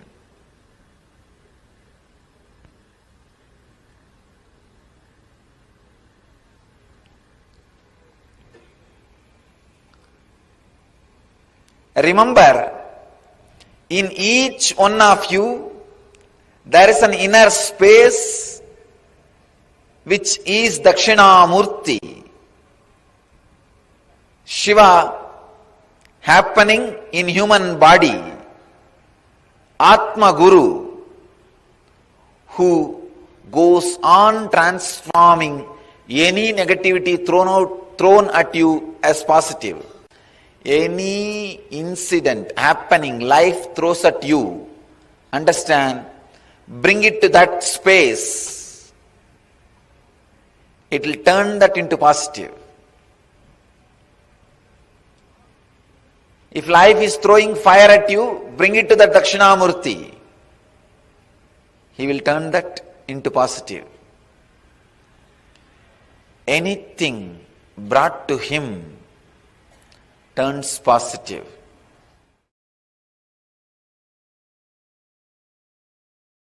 See, Paramashiva manifested as Dakshinamurthy to teach Veda and Agamas to Targamana rishis. It's not that it was a past. If you become silent to free yourself from the past, present, future, through unclutching, you can see he is teaching even now in that huge cosmic sound. Om, even recorded by NASA. That soundless sound, Anahata Dhvani. Om. If you can hear it, keep unclutching. You can see Dakshinamurthy teaching you now. Then Mahadeva withdraws Adi Shakti into himself. He sits as Sadashiva and Adi Shakti together. That is what is Dakshinamurthy form. That is why in all Rajeshwari temples there will not be Shiva. In all Dakshinamurthy temples there will not be Devi.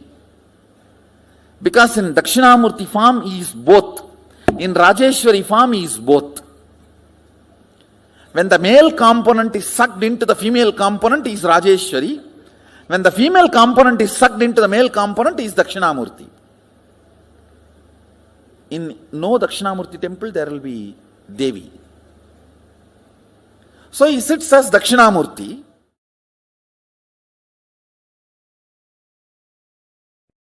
Dakshinamurthy is from the face, from the Mahasadashiva's, Paramashiva's face of Agora, destruction, rejuvenation. From that face, Dakshinamurthy comes out. Meaning, all the great truths are ferocious. It will just purify you. It will just burn all your non-chastity, cheating, silly patterns and conversations with your life. It looks very paradoxical. Embodiment of peace, Dakshinamurthy, silence, comes out face of Paramashiva's Agora, which is supposed to be perceived intense violence, ferociousness. Teacher is the ultimate rejuvenator. Guru is the ultimate rejuvenator. He removes everything you know as you and he manifests everything is real you.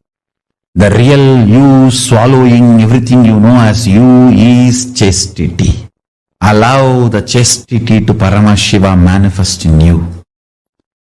Let real you eat and swallow whatever you know as you. I am not singing. Wake up when Dakshinamurthy teaches. Don't wait for Kalabhairava to come and wake you up. And you need to know both came out of the same face, Agora. Maybe Paramashiva always tries to show Dakshinamurthy of his Agora face. And if you don't listen, then only he has to allow Kalabhairava to manifest. Chastity will never create conflicts. It will bring tremendous fulfillment. If there is a conflict outside, look in. Something need to be attended inside. Something need to be worked out inside.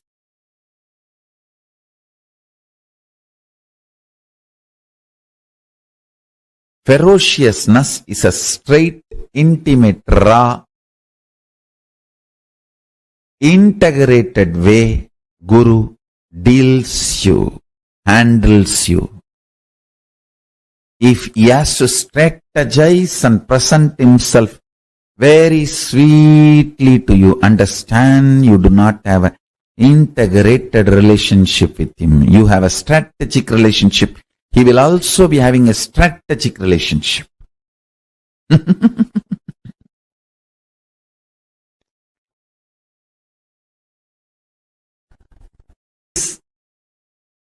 Paramashiva dealing you with his own hands, with his empty hands, bare hands. He will never kill you. He will only hug you. Anything you see other than ferociousness, all forms of sweetness, is handling you through a strategy, means some weapon. The weapon may be looking very comfortable,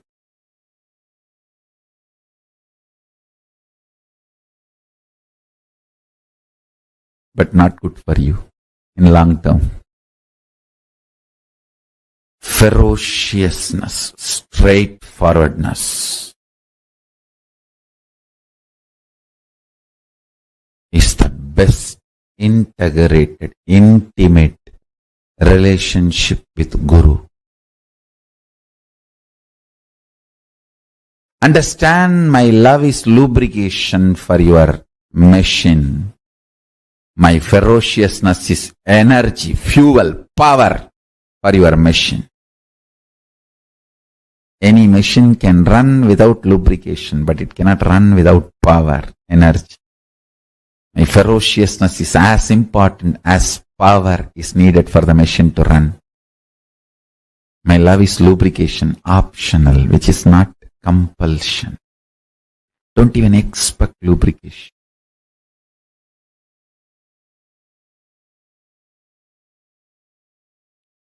Sound of Dakshinamurthy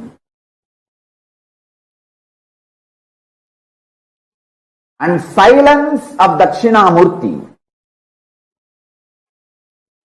need to be understood in reality. See, the silence of Dakshinamurthy is not the soundlessness. Any sound you can only hear in certain decibel. If it goes below the decibel, you can't hear. If it goes above the decibel, you can't hear. Dakshinamurthy's silence is above decibel. The decibel which you can't hear, beyond your capability of hearing, that decibel sound is Dakshinamurthy's silence. So Dakshinamurthy's silence is not soundlessness. It is beyond the sound you can hear.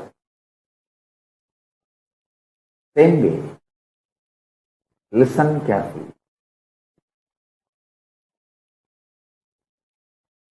Dakshinamurthy's silence is not soundlessness.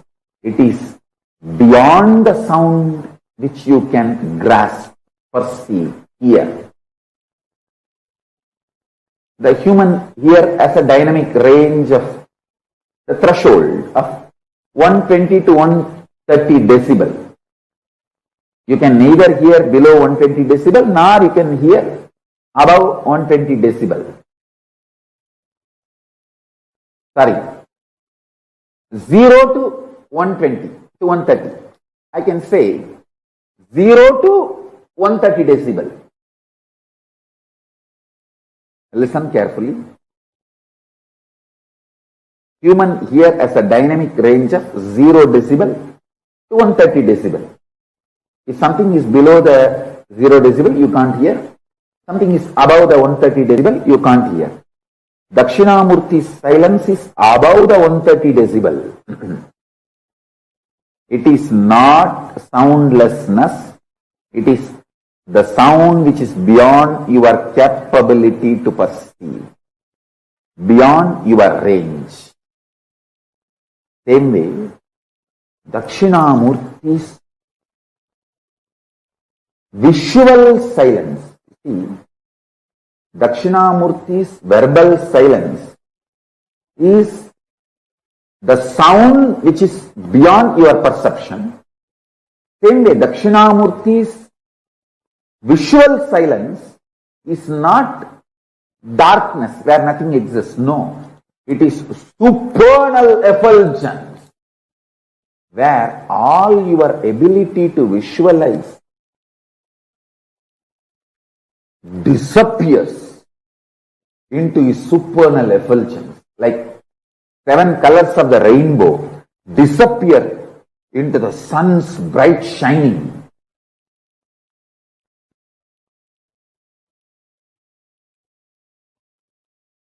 Your ability to visualize dissolves, disappears into the supernal effulgence of Dakshinamurthy.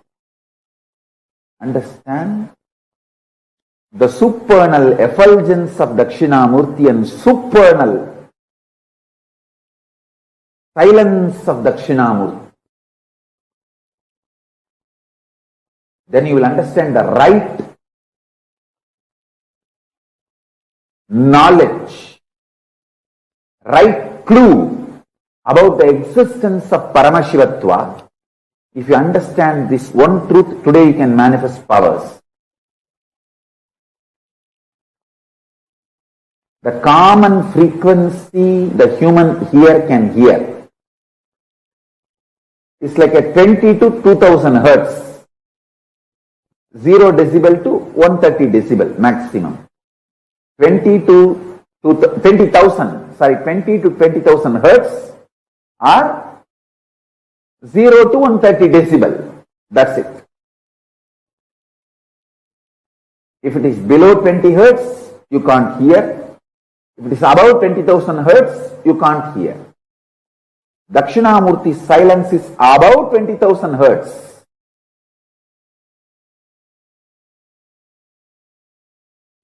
Understand? Nirvikalpa Samadhi.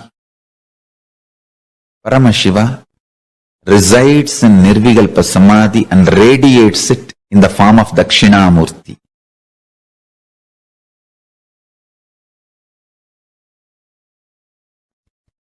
In all our temples, Dakshinamurthy radiates the biology of Nirvikalpa Samadhi. Anybody wants Nirvikalpa Samadhi? Go to our temples, Dakshinamurthis, and touch the Dakshinamurthy deity. Do puja. Sit in the front of Dakshinamurthy. Sit in front of the third eye of Dakshinamurthy and just see him with your third eye. You will fall into Nirvikalpa Samadhi. He carries the very bio-memory, conscious decision, will to be in Nirvikalpa Samadhi. In Nirvikalpa Samadhi, all will melts down. That Tattva, Nirvikalpa Samadhi Tattva, radiates as a living will in all our Dakshinamurthis.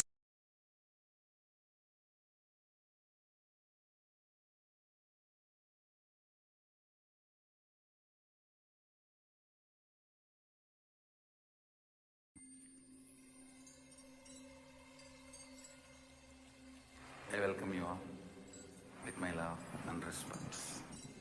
Let you all open all your 3 eyes. Om Nithyananda Paramashivam.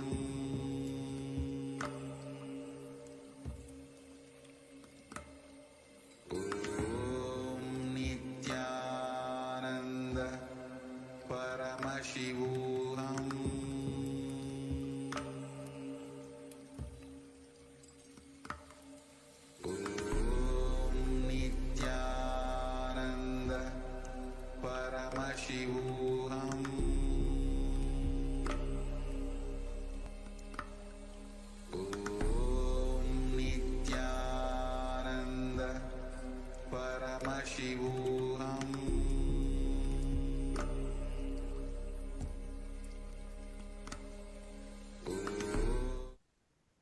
Yes, Nithyananda, we're back. Beautifully through the course of satsangs, the Supreme Founder of Hinduism expanded on the story, the Leela of Paramashiva coming down and assuming the form of Dakshinamurthy, as well as how Dakshinamurthy removed the ego of the Tarakavana rishis. How, due to the various powers they were manifesting, they became arrogant, they became egoistic, and they became atheistic. It is the compassionate form of Dakshinamurti coming down and removing their ego and bestowing the signs of living enlightenment upon them.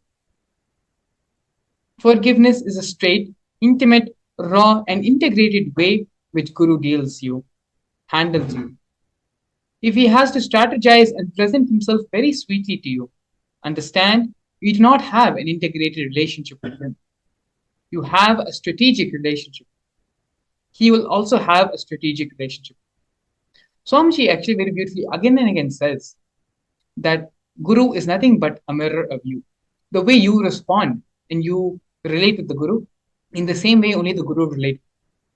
When you behave strategically and hypocritically with the Guru, that is the same way the Master also relates back.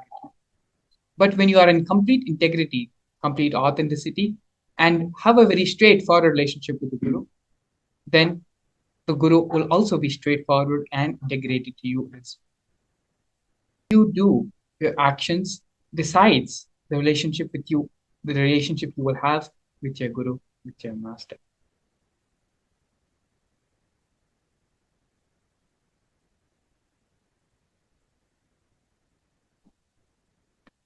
It is now time to to align ourselves to have integrity with the Guru. Let us first pen down three situations where we have allowed ourselves to be strategic and not straight with ourselves. Even before we start identifying where and all we have been non-integrated and have missed integrity, have been strategic with the Master, let us first understand in our own life, where are we handling ourselves strategically? Where are we handling ourselves without being straightforward, being hypocritic? Please take a few minutes. Let's first pen down the three situations in the life where we have been strategic and not straightforward with ourselves.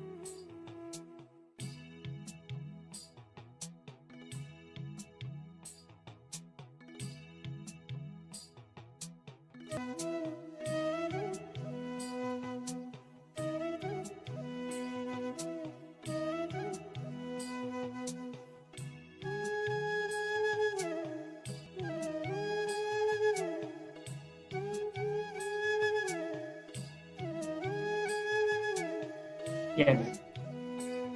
Let us now move to the second step of the process.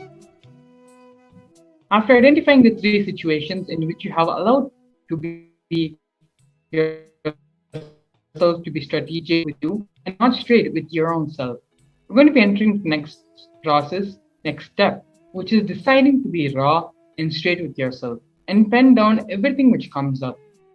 All the different ideas, different decisions which you now have to start making for your life. When you take the decision to be straight, to be raw, and to be straightforward and integrated with yourself, all the decisions, all the thought processes, everything which you need to change in yourself starts rising to the surface of your mind. Start penning all of them. Start penning all the life changes which you yourself know you need to make once you decide to be integrated with yourself.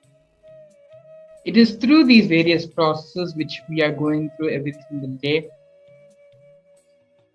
as a part of the Bhava Samadhi Darshan program, which allows us to become receptive and receive the energy Bhava Samadhi Darshan, which the Supreme Pontiff of Hinduism will be transmitting. So allow yourself to be integrated and straight with yourself about this process and allow you to be straight with you. Only then can any transformation start happening in you. So please continue the process and pen down all the decisions. Now you know all the strategies, the decisions, everything you need to do to integrate yourself and to manifest the reality which you want. Start penning all those things.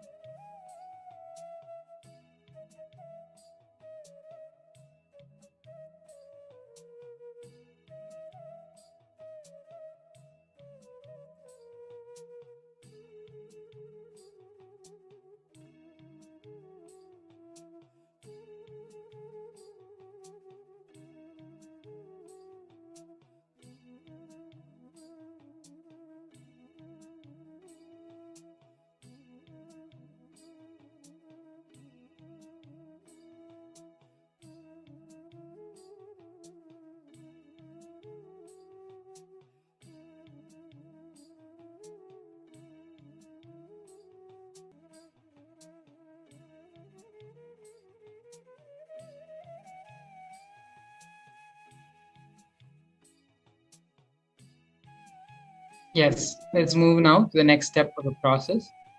Deciding consciously. I am moving up the strategic relationship. I will have a straight relationship with myself and with Swamiji. Take the strong decision, strong stance, conscious will with yourself about how you're going to relate with yourself, how you're going to relate with the Guru, with the Master, with Swamiji, and start allowing the integrity with the Guru to flower. With this, we come to the end of this segment. We are now going to be practically and right in front of your eyes, going to be causing and manifesting your reality. Joining us in the next segment, we have a few devotees, as well as Crown Prince Balsant of the Nithyananda order of Kailasa, who's going to be leading us into the next session of causing our realities. Please stay tuned. We'll be back after a film.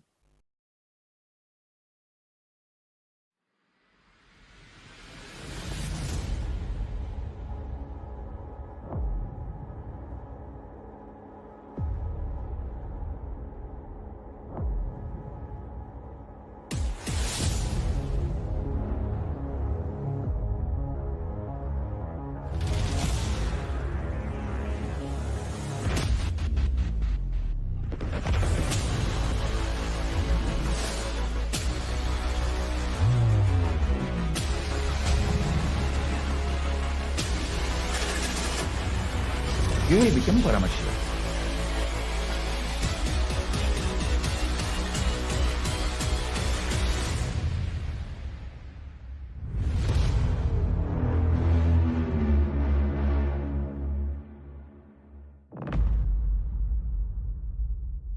A more intelligently connected world leads to a brighter future. An enlightened humanity leads to a better world. During the Paramashivam program, we help people to discover their superhuman possibilities and help them to find and achieve the true purpose of their birth by giving them the techniques, practices, and methodologies from the Vedagamas, the original source scriptures of Hinduism. The Supreme Pontiff of Hinduism is reviving the ancient original Vedas and Agamas in all its glory, in a user-friendly way for the modern mind. The Supreme Pontiff of Hinduism is transforming human beings into divine beings, reviving, initiating, and replicating the 463 powers from the Agamas revealed by Paramashiva. The Supreme Pontiff of Hinduism is not just giving solutions for every problem man faces, but is making them irrelevant to their lives by transforming human beings into divine beings. Listen. Any argument presented by your mind, body, your present reality to establish you are not Paramashiva. You are not omniscient, omnipotent, omnipresent. Anything presented to prove you are not Paramashiva is illegitimate. Decide this. This is super determinism. Understand? Anything you declare as illegitimate will lose power over you, will die in few days, few minutes, maybe in few weeks, whatever few days it takes. It will not have power over you. Understand? This is the method for sudden enlightenment. This is the method for sudden enlightenment. It happens by the Shaktipada. Here Paramashiva is sitting to tell you all, you are Paramashiva, you are me, with Shaktipada and Shaktinipada. The Dvitiya Vijnasakrama is an extensive and thorough yoga sequence to prepare your body to receive the experience being given by the Supreme Pontiff of Hinduism. Through the yoga, which is aligned as per the source scriptures laid down by Paramashiva and the Agamas, you break all the impossibility in your body and in turn break the very cognition of impossibility. The program leads you to go beyond your human frame and limiting human ideas which prevent possibility. I will reach you wherever you are, whichever corner of the world you may be. I will reach you with enlightenment. Again I tell you, I am not here to prove I am God, I am here to prove you are God. Don't wait to become divine. Register now at paramashivoham.org.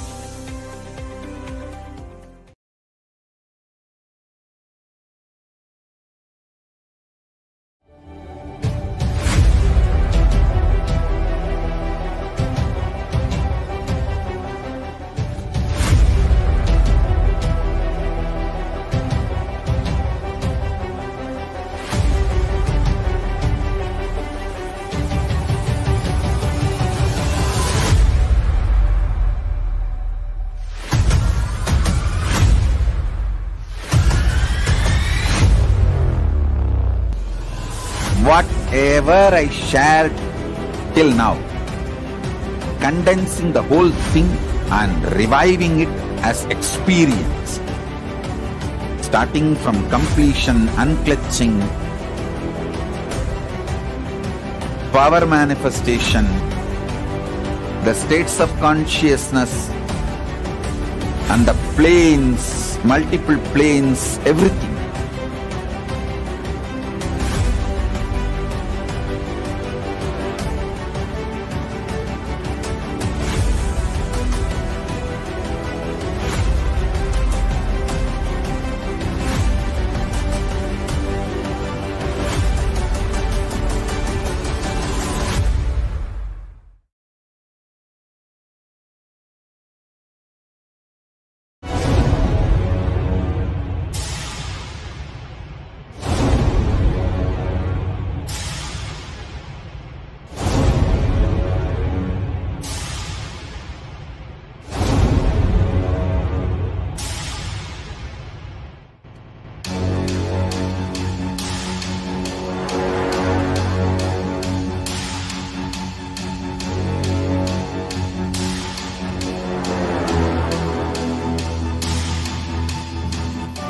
Understand? Literally last 39 years from the age of 5, whatever Paramashiva manifested through teaching, speaking, writing, every way,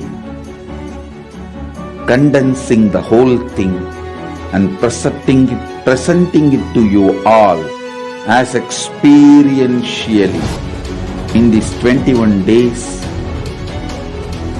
through this Jnana Charya, Jnana Kriya, Jnana Yoga, Jnana is Mahaparamashivoham. Lifestyle for just Paramashiva. Rituals to be just Paramashiva. Yoga for just being Paramashiva. Jnana, just Paramashiva. This Mahaparamashivoham is like literally the ultimate journey in a most safest way.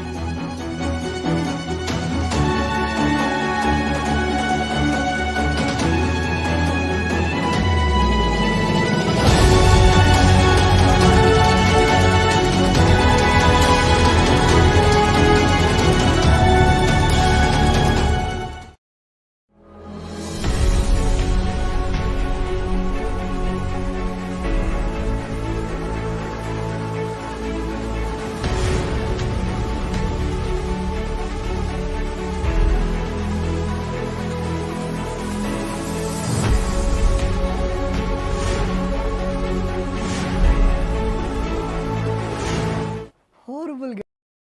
9, 8, 7, 6, 5, 4, 3.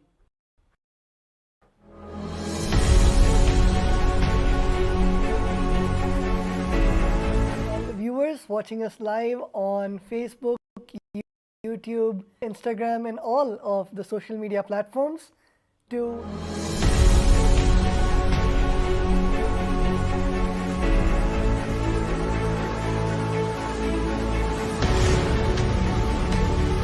Guru and experiencing the Guru in our lives.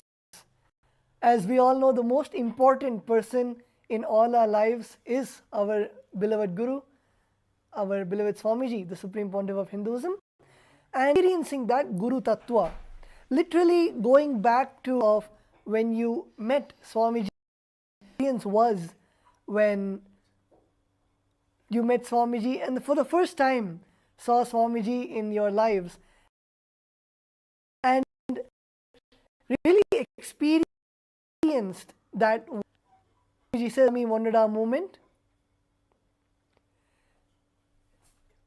So today in our session we learnt all about the Guru Tattva, which is not just a philosophy or just a, but it is literally our lifestyle, whether it is the puja that we perform early in the morning or our whole day, where each of our action, as Swamiji said, that all of us should constantly go back to that cognition. How will Swamiji react if Swamiji is doing the same thing, or how will Swamiji talk, how will Swamiji conduct. Many of our devotees have given the testimonials, whether they're in the operation theatre in the hospital when they're about to perform the surgery. They look inside and they invoke Swamiji's presence, that oneness, they perform the surgery, and of course with Swamiji's blessings it becomes successful. Or if devotee is in any meeting and how Swamiji is just, the words just flow out of Swamiji's mouth like the poetry, and having that intention when they're conducting board meetings or when they're in important roundtable conferences. So not just in the daily morning puja or night before you go to sleep or while watching a satsang, but throughout the day to experience that Guru Tattva. One of the biggest blessing and opportunity that Swamiji is giving us is, of course, the Paramashivam program, which is ongoing. I'm sure all of you had just a glimpse of the segment and the truths that Swamiji is revealing. But of course, if you would like to know more and experience the whole sessions, and of course Swamiji's direct an opportunity to one-to-one for Swamiji to ask, for you to ask your questions to Swamiji, for Swamiji to answer your questions, for you to have that one-to-one. Swamiji, I invite all of the viewers to put in your intentions for being chosen for the Paramashivam program, which is starting just in a few days on the 9th of February. So all the participants can actually see the QR code which is on the screen, and if you just scan the QR code, you can put in your intention.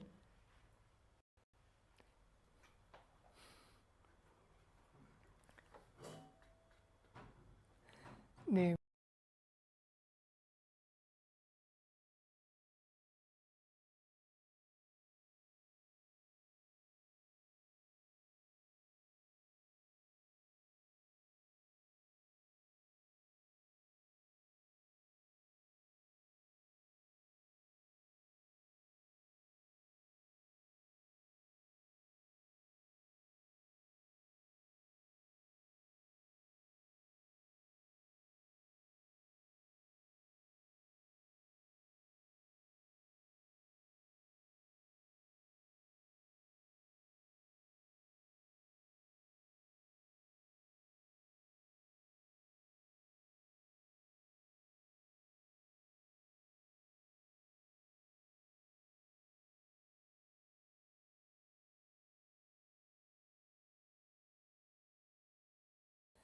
Nithyananda, so all the participants can take a few moments to register in the QR code, which is mobile phones, and scan it camera, which the registration page for the Paramashivam program, where you can put in your name and contact details, so the acharyas would get in touch with you. And I'm sure many of the participants, many of the viewers have various different goals, or I would say boons, that you would like to fulfill in your life. It can be health, or it can be wealth, or it can be everything. So based on the boon that you would like to choose, based on the blessing that you would like to have, the acharya would then guide you on which is the best day to attend the Paramashivam program, as each day has a specific theme. And of course the energy of Bhagavan Paramashiva, our beloved Swamiji, where Swamiji blesses in the various different forms of Paramashiva. In the Vedas and Agamas, Bhagavan Paramashiva clearly explains about each of these different forms. Paramashiva himself that specific. For example, the energy of Bhagavan Kala Bhairava, where the ferocious compassion is what is radiated by that form of Paramashiva, and Swamiji literally embodies that form of Paramashiva and graces all of us in that energy. So a ferocious breakthrough in any parts of your life, or you are stuck with a pattern that you have been stuck with and you want to break that pattern with the blessings of Mahakala Bhairava. So any pattern or any solution you want in your day-to-day life, any breakthrough that you want in your day-to-day life, you can sign up for and submit your intention to join the Mahaparamashivam program, and we, the Acharyas, would then guide you on the best way that it and receive Swamiji's blessing. For QR code right here where you can your mobile phones, and you will then be guided on how you can in the Mahaparamashram. And another beautiful opportunity that Swamiji has blessed all of us with, I'm sure introduction to the session you would have seen the intro. Just to give a small brief, Kailasa is the sovereign Hindu civilizational nation, which with blessings of our beloved Swamiji, Swamiji has bestowed this only Hindu nation for all the Hindus across the globe, and to be part of that honor, to be part of that blessing which Kailasa, the various blessings that Swamiji has, the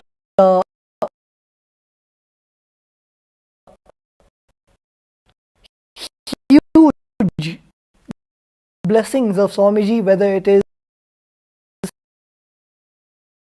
the from the university, the sevas, but even of being part of the Hindu nation, where you are part of such a huge ecosystem, whether it is you can be part of the global Hindu diaspora, and it can even be the, of course, monetary system to make sure that, I'm sure many of us in many of our countries, we don't get the organic Hindu products, we don't get the, so to be part of the global Hindu diaspora and to connect with all of the global Hindus across the globe, Swamiji is sure all of the Hindus to have this, the digital ecosystem to be part of Kailasa, wherever you are, be the of Kailasa in Biddi in Bengaluru, or you need to go to the Western headquarters in Los Angeles, wherever you in a remote part, let's say in Australia or New Zealand, if you are there and you want to be part of Kailasa, now avail this beautiful opportunity, this initiative blessed by the Supreme Pontiff of Hinduism to be part of Kailasa, be a citizen where you directly are a Kailasa, to be integrated in the beautiful nation, the e-nation, digital nation, which the Swamiji has blessed all of us with. So, be projecting the link for all of the viewers to become part of the e-Kailasa, become part of systems across the globe.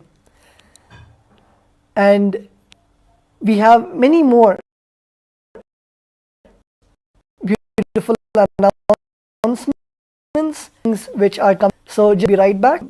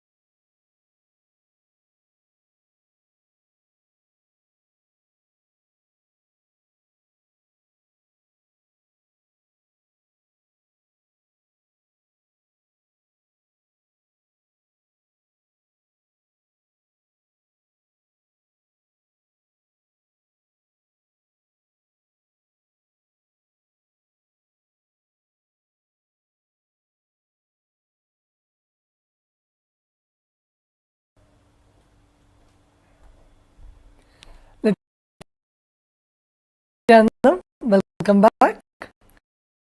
So, all of us moments to register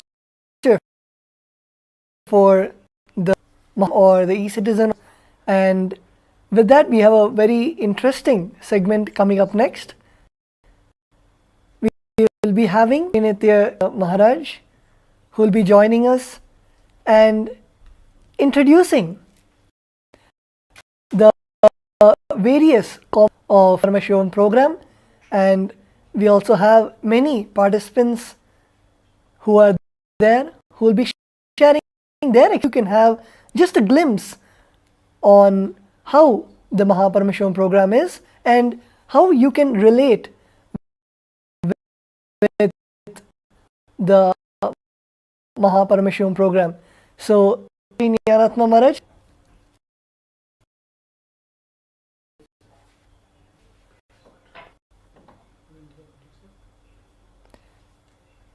Yes, Nithyananda Maharaj, Nithyanandam.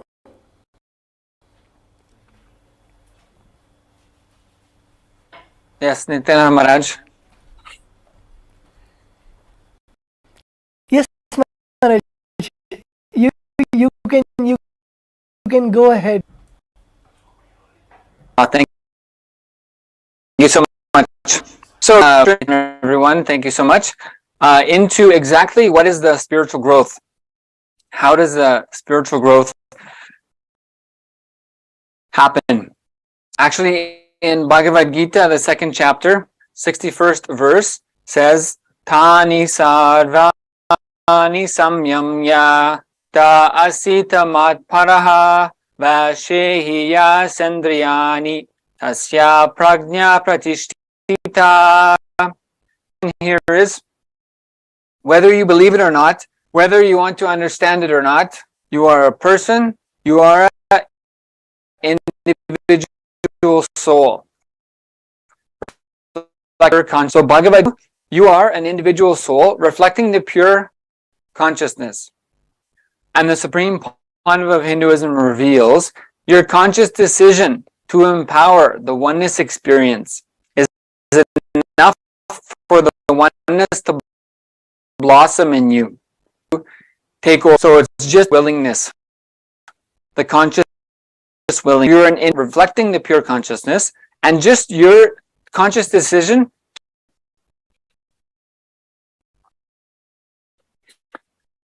and there's been conducted about what is the impact of this spiritual process, and what is the impact of having these superconscious experiences, the expansiveness of your consciousness on, for example, in the studies of epigenetics, with relation to how the spiritual growth and conscious growth impacts your DNA.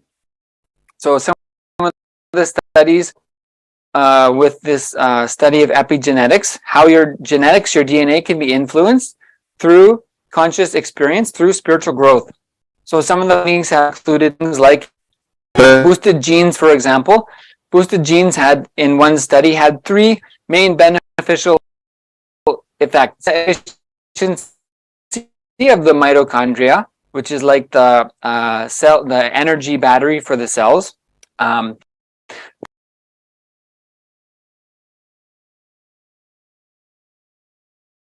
Boosting, which improves control of blood sugar and prevent depletion of the caps that DNA stable. This is basically how to manage, and also found in studies of epigenetics has been the clusters of genes became less active with those governed NF kappa B, but it triggers chronic inflammation, leading to diseases like high blood pressure, bowel disease, and some cancers. So not only has the spiritual growth initiation, the spiritual processes like initiation Paramashivam, boost things like mitochondrial cell energy and anti-age power of your cells in your body, but also down regulates the groups of genes that create things like inflammation to different disease, some cancers. So many studies like this have been shown impact on your cellular structure from your spiritual growth process. So knowing from Bhagavad Gita, I'm an individual soul reflecting the pure consciousness. This powers in me just by making the decision.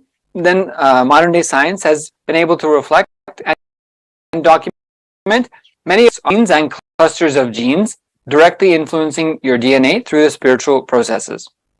So then I ask the question, yeah, okay, that's great, but is it possible for me? So the Supreme Point, for example, is revealing possible human life in and they exist. So the answer is a resounding yes. So pros this point of Hinduism have showed, for example, 1300% increase in mitochondrial cell energy. Something that is a 30 or 40% is a good growth impact if you get in the mitochondrial, say, so 1300% in the cell is something never before seen.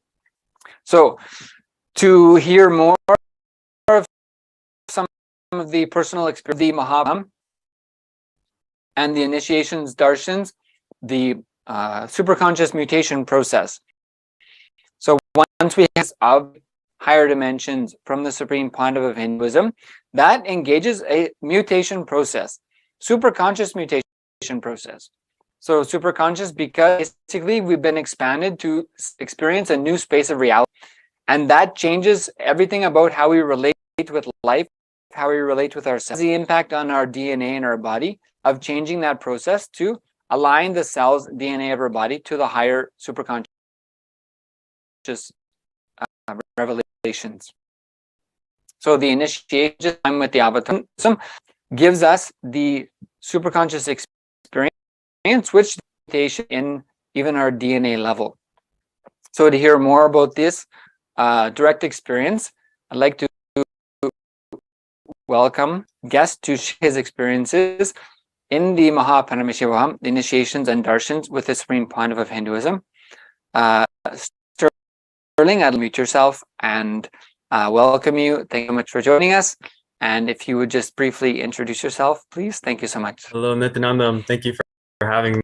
A little bit about me. So I'm 24, and I've had a seemingly normal lifestyle, and once I graduated high school back in 2017, I started seeking more.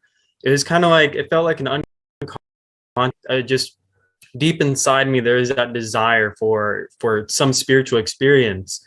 And it wasn't until September of 2019 when Swamiji came into my life, and I can't even remember such a beautiful journey that I've gone through with Swamiji over these last few years. And I feel like so much clarity has came from having him in my life. And the direction that I want to go in now is such a wider direction imagined. Yes. Yes, exactly. So this is the superconscious mutation we're sharing about. That's something beyond what I ever thought was possible, but it's happening to me.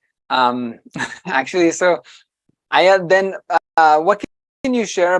For example, the superconscious mutation process, the life transformation.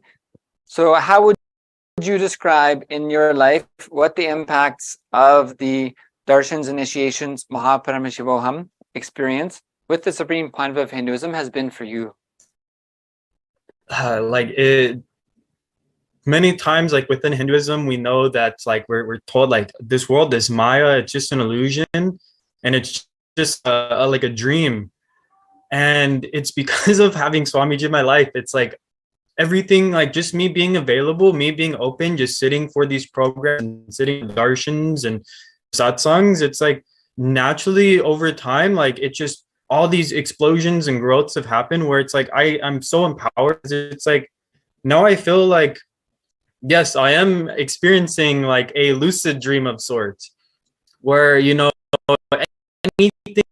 that I want to make happen, initiations in these programs, it's like I can see my patterns clearly. I'm like, okay, here's my pattern, here's what I can from it and draw. Okay, now I trust that care. So I'm in, because so that I have, it's like I don't feel like there is any real separation between like the inner or the outer. It's just this whole whole experience that's there. And it, like, I feel like with the direction that I'm going, the vision that I have for the individual that I want to become and how I want in this world, to put it into words, it's like such like, you know, and I feel so empowered to, you know, what most people would consider as impossible. I'm like, no, I'll make it happen. Don't worry. I got all the tools, all the resources, like to manifest anything I want. Swamiji is like all the tiny things he does, or I wouldn't say tiny, but all of the big things he does and the tiny things I do, you know, just being available. It's just, I feel like I'm a brand new being, and constantly every day Darshan or attending a program, it's like just spamming that upgrade button, like for myself, and expand like as much as possible. Actually, this year alone, I'm really excited because I've been able to do so much in the past, like since last Paramashivam, been able to like, I just so important now. Like, okay, now I'm like ready to just, so it's just like any desire that's within me that comes up, I'm like, okay, make this happen. I don't know how, but I'm just gonna do everything that I know I can do and not worry about making mistakes or being imperfect. It's just, let me just manifest and towards whatever, you know, that desire is, that is, I feel aligned with my true purpose of being here. So this ignis has reinforced the possibility and the understanding in yourself that that the only limitation is what you choose to have as a limitation. And so as you're sharing, so then Swamiji shows me that there's infinite possibilities. By definition, that is what Swamiji is. And if I'm willing to take that, there's no need for me to limit myself unnecessarily. Is there any along this process then you shared, like, because having the so many different initiation darshan experiences with Swamiji of higher lokas, just having breakthroughs and patterns dropping, the blissful experiences that just reinforces it again and again, that some be my regularity. Is there any kind of specific experience with darshan initiation? How your like whenever Swamiji comes on for a darshan, depending on, you know, which is available, you know, I might just have so much laughter just bubble up that's uncontrollable. I just feel like, okay, now I'm in this witnessing space, and it's like the body just wants to laugh. It's not even like I'm laughing, it's like the body just wants to have to bubble up kind of bliss. I'm like, it's just amazing. Even now, just like remembering it, it's like just put in the same space. Or even like it's just the tranquil states, like in the darshans, it's, you know, that just that feeling of, you know, I am consciousness. That is who I truly am. You know, the body, this world, everything, matter, energy, spectrum is, you know, like, is like Parashakti to me. And just the pure consciousness is Paramashiva. So it's like feeling that oneness with the two, and just knowing like, okay, like through these darshans, like I just feel like, okay, what's in front of me, watching Swamiji mirroring his neurons, the infinite I can be consciously aware of in that moment. I'm mirroring, and what's experienced inside of me is just this such a powerful, like, I'm it, I am it, like like that's the best way I can put it. Like it's just every program, it's just reinforcing and me that I'm able to be happy. There is no such thing as impossible. right. And I also what if you had to if you were to share something about so you've shared about this blissful energy and even just the active remembrance can bring those experiences for you. And remembering the powerful initiations from Swamiji, that I have to decide what is the goal I have and take the action, and Swamiji will take care of the rest. What would you share even on that same line? What are challenges the initiation through the Mahaparam Swamiji made redundant in your life? It's just this feeling of whole world, and like, you know, life isn't here to support me, it's here to torture me. That whole line of thought is just gone. Like, it's like, okay, I want to make that I don't make the steps, and I'm sitting like, why isn't it happening?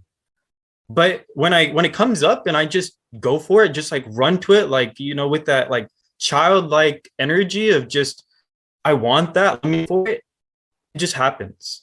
So when I declare, when I'm like, look, this will happen, I don't know how, but I'm going to take all the steps required, every step that I can make, I do it without having any fear, just knowing like this whole oneness and everyone that I'm seeing and everything is Paramashivam. It's just such a fun play at this point. And, you know, it's really that was really the hardest thing, because, you know, that whole, you know, this might not work out or something like that. And it's like, you know, like, let me just make them like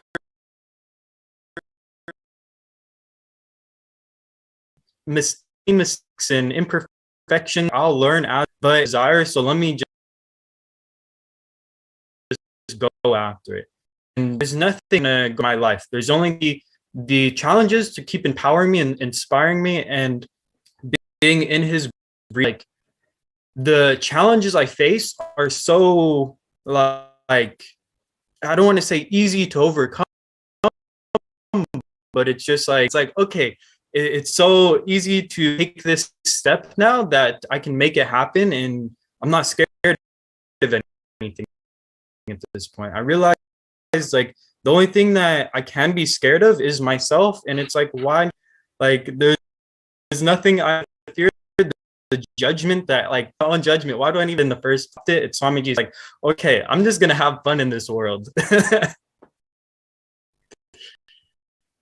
And maybe in a few moments I'll ask about how you feel these transformations actually happen. To ask about was so having these kind of experiences with the Supreme Point of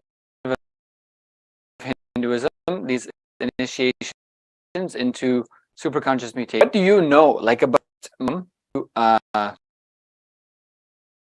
that you know would say, this much I am certain about the Paramashivam, the Supreme Point of Hinduism, the initiations here. What could you, okay, this much I can tell you, this much I know. Yes. Okay. So with this program with Paramashivam, what I can say from what I know, I'm certain of, is this to identify our root problems, and having not just the clarity to know this is my problem, this is what I'm dealing with, power, and just, it's like it, like how Swamiji said, you know, we can like 3D print our reality, our concept. So it's like through this program we learn how to do that by breaking the patterns. We can make anything we want. Is like for I know program. Right, and the Supreme Point of Hinduism. So what I know for sure I can share with everyone is everything's possible. And, so despite how doubt and a more intelligently connected world leads to a brighter future. An enlightened humanity leads to a better world. During the Paramashivam program, we help people to discover their superhuman possibilities and help them to find and achieve the true purpose of their birth by giving them the techniques, practices, and methodologies from the Vedagamas, the original source scriptures of Hinduism. The Supreme Pontiff of Hinduism is reviving the ancient original Vedas and Agamas in all its glory, in a user-friendly way for the modern mind. The Supreme Pontiff of Hinduism is transforming human beings into divine beings, reviving, initiating, and replicating the 463 powers from the Agamas revealed by Paramashivam. The Supreme Pontiff of Hinduism is not just giving solutions for every problem man faces, but is making them irrelevant to their lives by transforming human beings. Listen. Any argument presented by your mind, body, your present reality to establish you are not Paramashiva. You are not omniscient, omnipotent, omnipresent. Anything presented to prove you are not Paramashiva is illegitimate. Decide this. This is super determinism. Understand? Anything you declare as illegitimate will lose power over you, will die in few days, few minutes, maybe in few weeks, whatever few days it takes. It will not have power over you. Understand, this is the method for sudden enlightenment. This is the method for sudden enlightenment. It happens by the Shaktipada. Here Paramashiva is sitting to tell you all, you are Paramashiva, you are me, with Shaktipada and Shaktinipada. The Dvitiya Vijnasakrama is an extensive and thorough yoga sequence to prepare your body to receive the experience being given by the Supreme Pontiff of Hinduism. Through the yoga, which is aligned as per the source scriptures laid down by Paramashiva and the Agamas, you break all the impossibility in your body and in turn break the very cognition of impossibility. The program leads you to go beyond your human frame and limiting human ideas, which prevents you from living your highest possibility. I will reach you wherever you are, whichever corner of the world you may be. I will reach you with enlightenment. Again I tell you, I am not here to prove I am God, I am here to prove you are God. Don't wait to become divine. Register now at paramashivoham.org.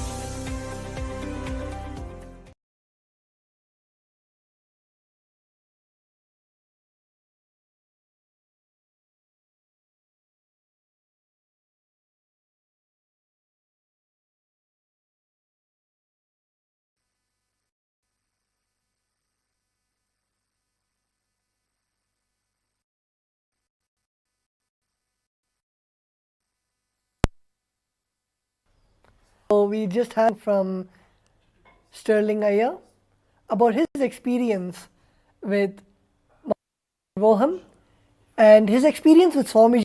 He's able to relate how Swamiji's teachings are helping him in a day-to-day his activities,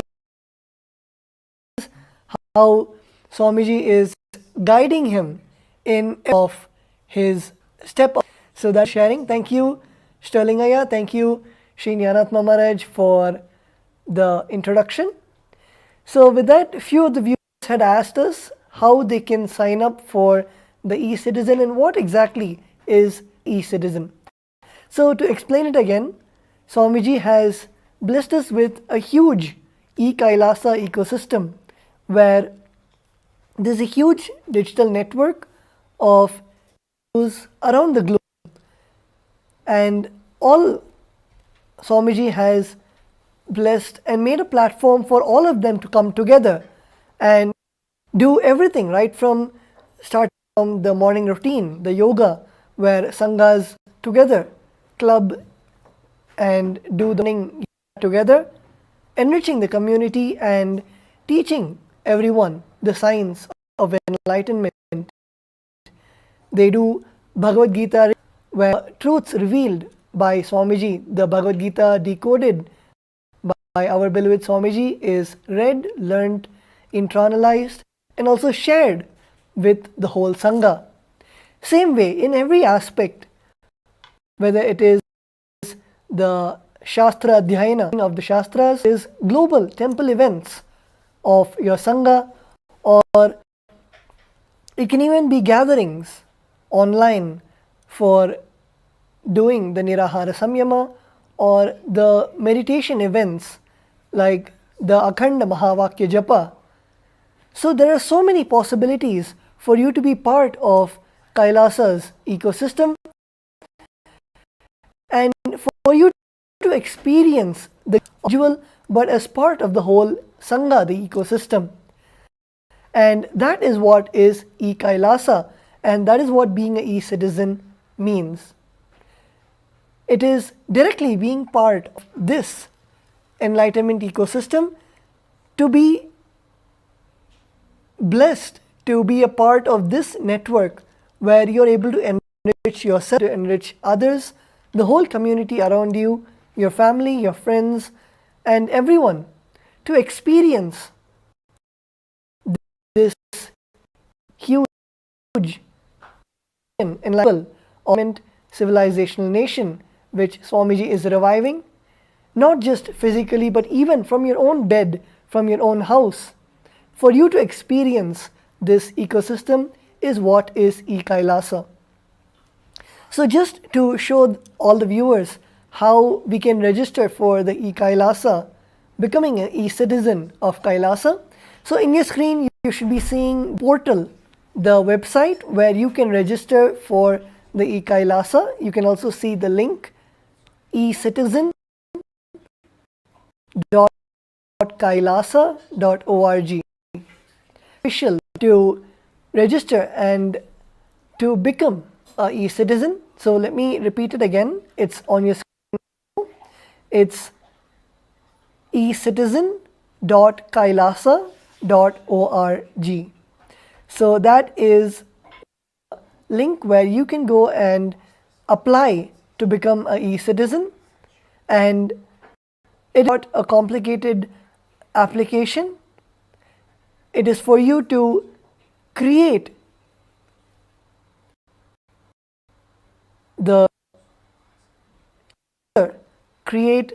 your own profile to be part of Kailasa's e-citizen program.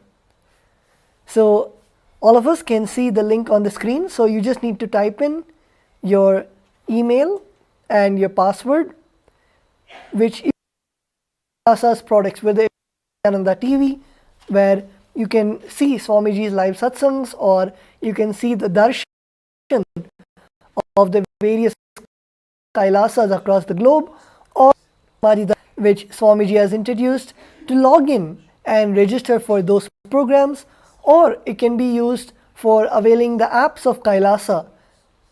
Many of you would have noticed about the Google, the various social media platforms released by Kailasa, released by Swamiji himself. To avail all of those services of Kailasa, you can use this as your single portal to access all of those features. So the link is again projected on all. You just need to mail and your password, and when you click on login and register to becoming part of the ecosystem. So let's to register for e-Kailasa.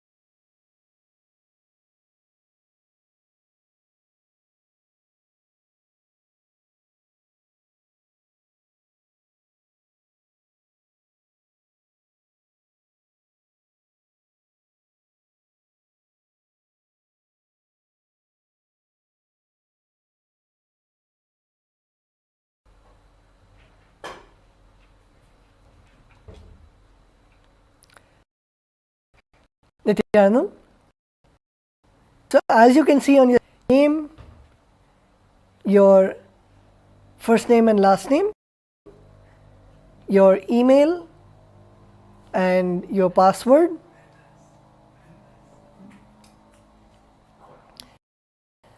and once you have finished typing, submit your application to be a e-citizen of Kailasa. Let's now take a few moments.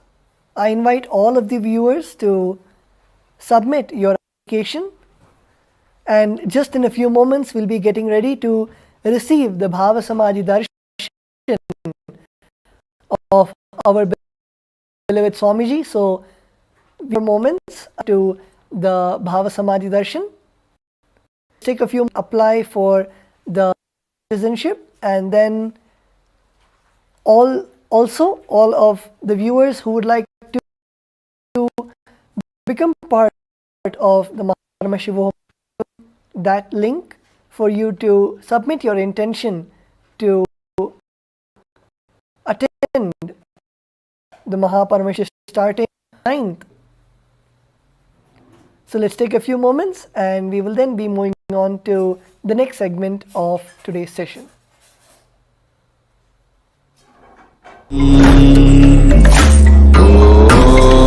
Nithyananda Paramashivam. Om Nithyananda Paramashivam. Om Nithyananda Paramashivam. Nithyananda Paramashivam. Om Nithyananda Paramashivam. Om Nithyananda Paramashivam. Om Nithyananda Paramashivam. Om Nithyananda Paramashivam. Om Nithyananda Paramashivam. Om Nithyananda Paramashivam. Om Nithyananda Paramashivam. Om Nithyananda Paramashivam. Nithyananda Paramashivam. Om Nithyananda Paramashivam. Om Nithyananda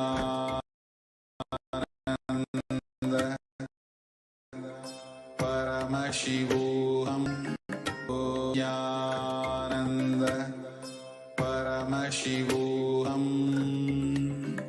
Om Nithyananda Paramashivam. Om Nithyananda Paramashivam. Om Nithyananda Paramashivam. Om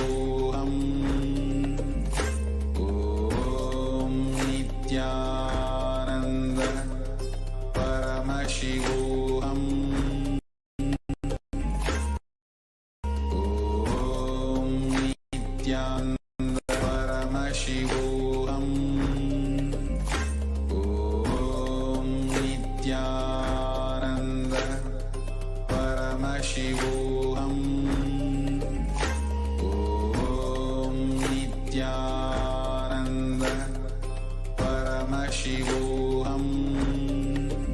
Om Nithyananda Paramashivam.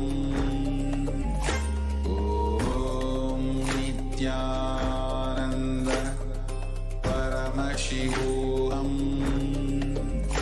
Om Nithyananda Paramashivam.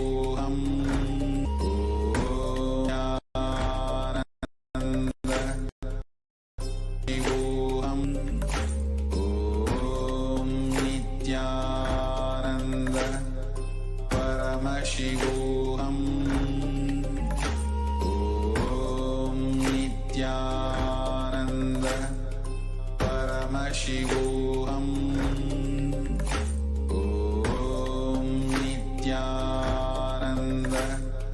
Paramashivam.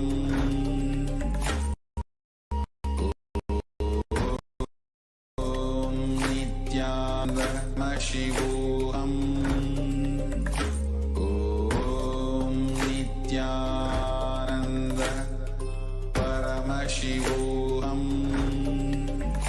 Om Nithyananda. Paramashivam. Nithyananda. Paramashivam. Om Nithyananda. Paramashivam. Om Nithyananda. Paramashivam. Nithyananda. Paramashivam. Om Nithyananda. Paramashivam. Om Nithyananda.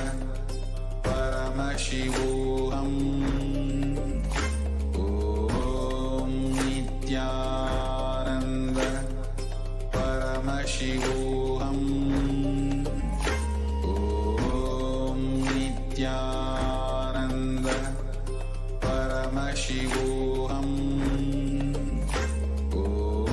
Om Nithyananda.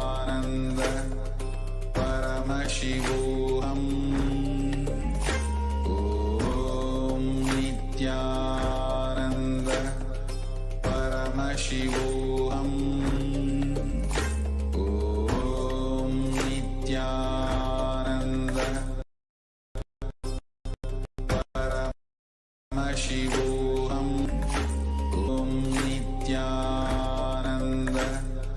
Paramashivam. Om Nithyananda. Paramashivam. Om Nithyananda. Paramashivam.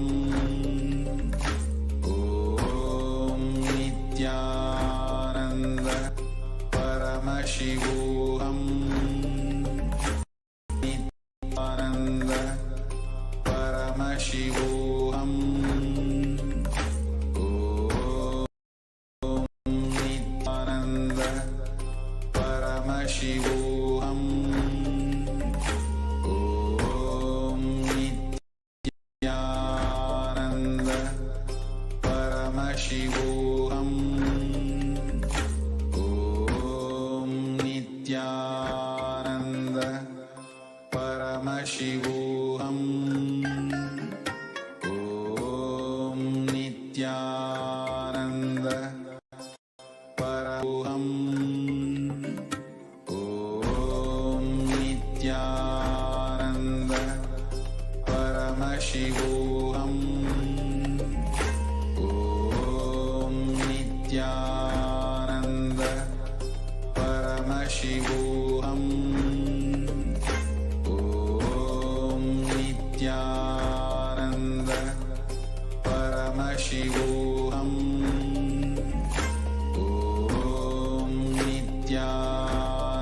Nithyananda. Paramashivam. Om Nithyananda. Paramashivam. Om Nithyananda. Paramashivam. Om Nithyananda. Paramashivam. Om Nithyananda. Paramashivam Nithyananda Paramashivam Om Ananda Paramashivam Om Nithyananda Paramashivam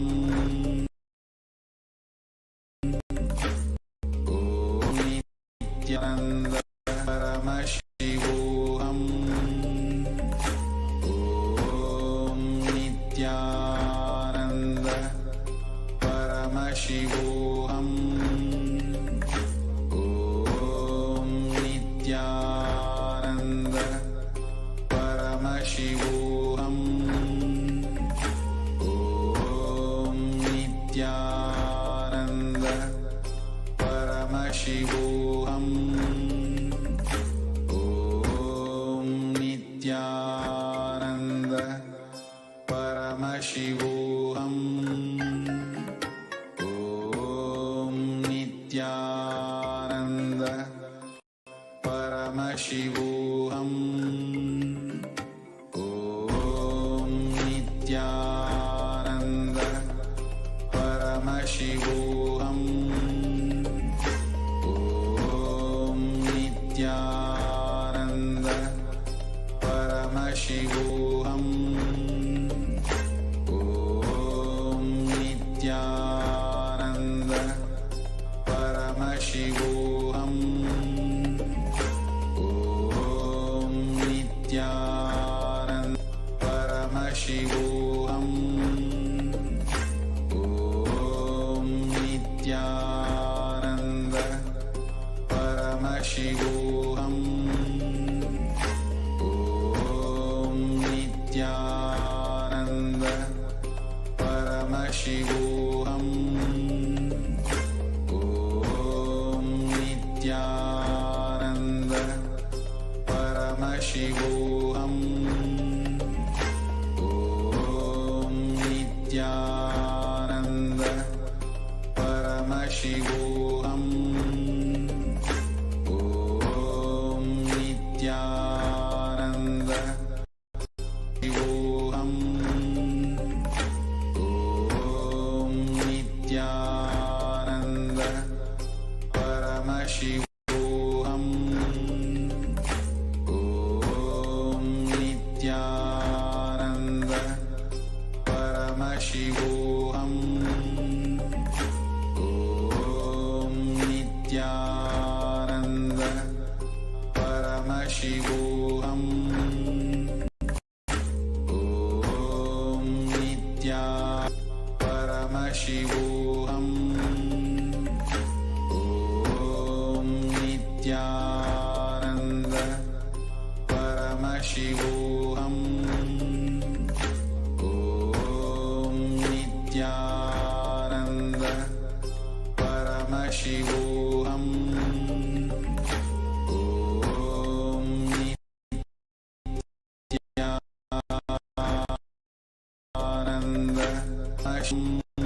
Om Nityananda Paramashivoham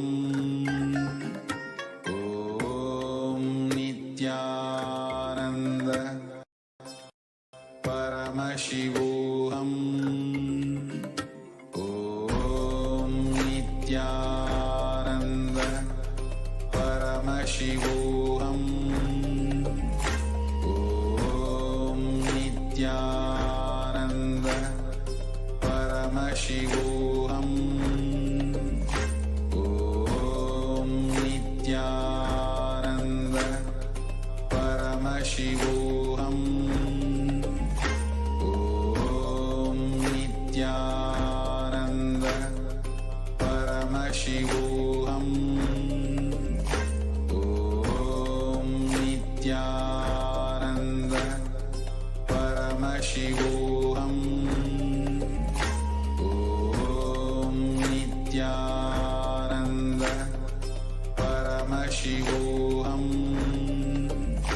Om Nityananda Paramashivoham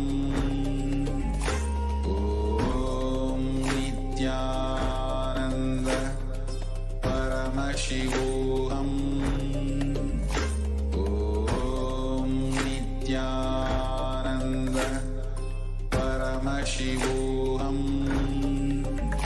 Om Nithyananda. Paramashivam. Om Nithyananda. Paramashivam. Om Nithyananda. Paramashivam. Om Nithyananda. Paramashivam. Om Nithyananda.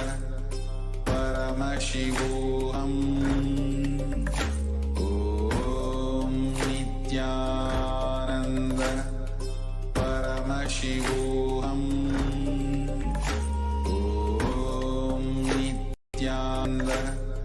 Paramashivam. Om Nithyananda. Paramashivam. Om Nithyananda. Paramashivam. Om Nithyananda. Paramashivam. Om Nithyananda. Paramashivam. Om Nithyananda.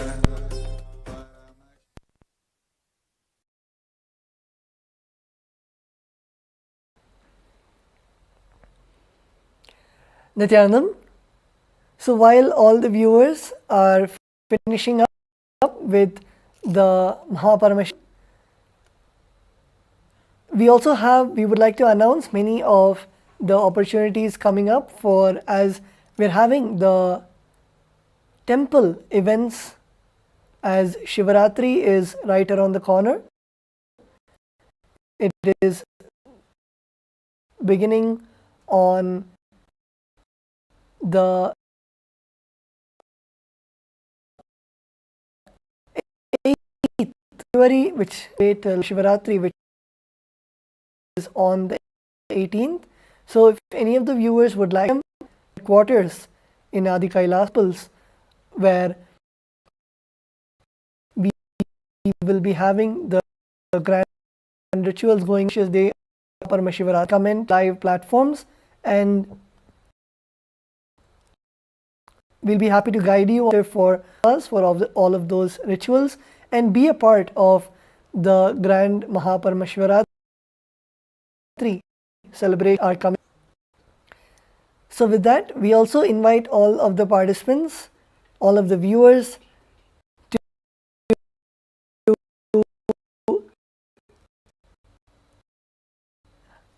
engage where various topics of Hindu, as many of the viewers know, currently there are the main companies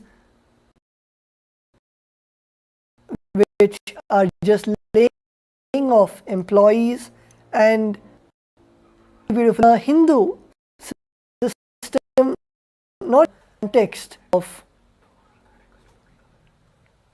the spiritual context which Paramashiva gives in the Vedas and Agamas. Paramashiva clearly means even how to conduct the business, how to have the Hindu way of economy, the Hindu strategies, and how you make in an organic Hindu way. And that's at least Kailasas, Swamiji Shastra, various has consulted all of them and given the economic policies of Kailasa, and operates where Kailasa is the for all of the Hindu businessmen, for all the Hindu businesses to come together, benefit each other as the which Swamiji has blessed. So like this, many of the topics, many of the events that are happening, the recession, or whether it is the so many people going out of jobs, or even the pandemic, Swamiji has given solutions for each and every one of those global disasters, unfortunate events on the Hindu economic principles. So to know more, all of us can visit the official website where are compiled, and all of these are presented in a way that you are operating in your life, in your lifestyle also. Also, another beautiful announcement, we have the 3rd anniversary of Bhagavan Swayambhu Nithyanandeshwara Paramashivam in Adi Kailasa. I'm sure many of you would have seen the rituals that happened today in Adi Kailasa, where we saw the homa being performed. Other rituals are today and even tomorrow. So all of the viewers to tune in live, and just by seeing the temple rituals, by having the sankalpa, as Swamiji says, resolution, when we keep that in the inner space, when all the deities are invoked and are literally to accept all our offerings, and in this auspicious time, all of us have the opportunity to tune in live and submit our prayer requests, submit our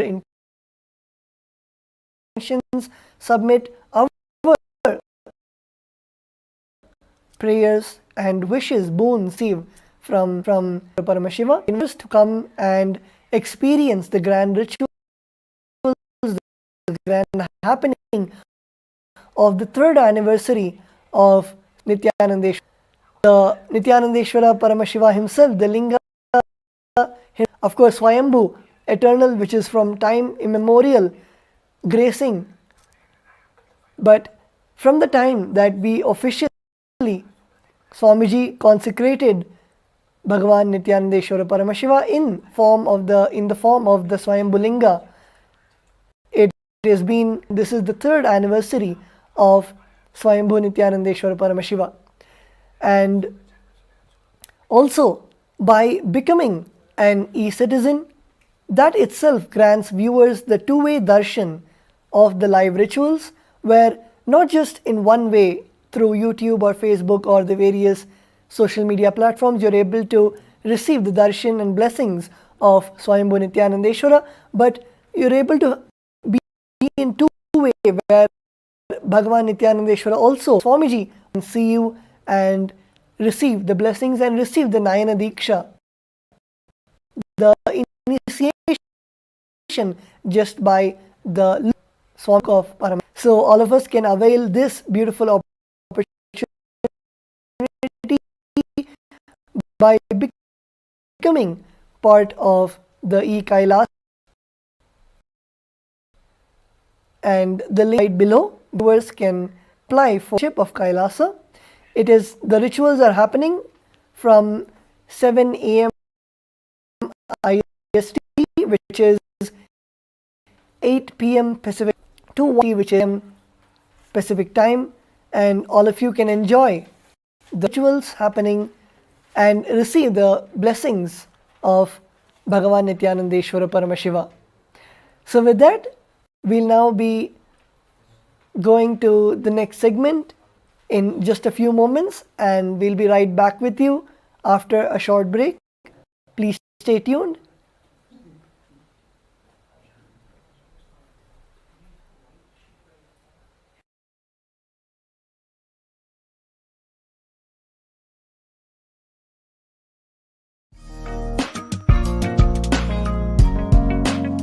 We get you health. We get you ability to build beautiful relationships. We get you direct spiritual support, and we make sure you become wealthy.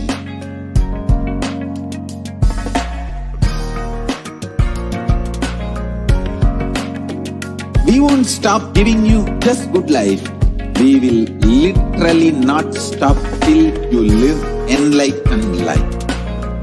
Manifesting the state of Paramashiva, space of Paramashiva, powers of Paramashiva, being of Paramashiva.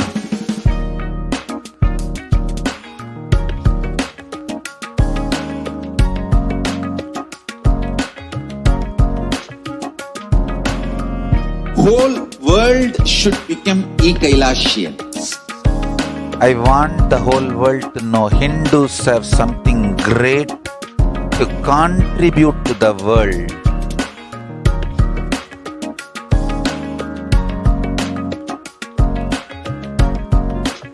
We have something great to contribute to the world. Let us do that.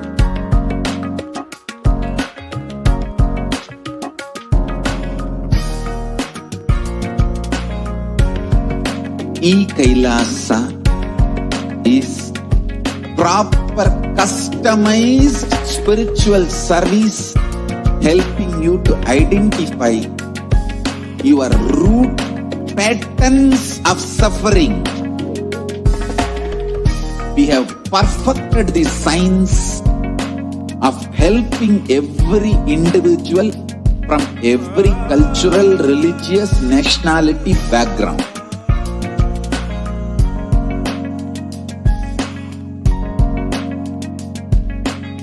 You will have lowest reactionary assumptions, highest awakened response, alive response for life continuously.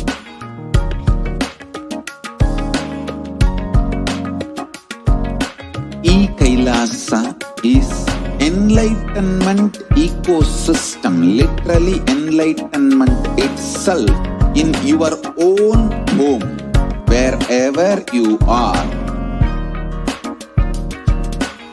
Proper customized spiritual service helping you to complete with your life negativity. Withdrawal from life, self-hatred, self-denial, self-doubt, so much of tiredness, laziness.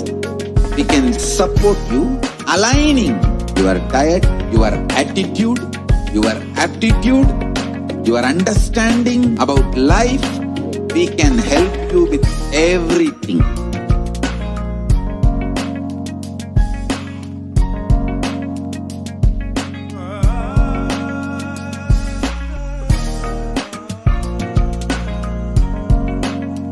If you are interested in enlightenment, we will immediately bring this to you. If you are not interested, we will explain the whole science, inspire you and make you interested in enlightenment time. We need to cater this enlightenment science to the whole world wherever they are, because enlightenment is the birthright of all human beings. Kailasa is responsible to provide that to all human beings.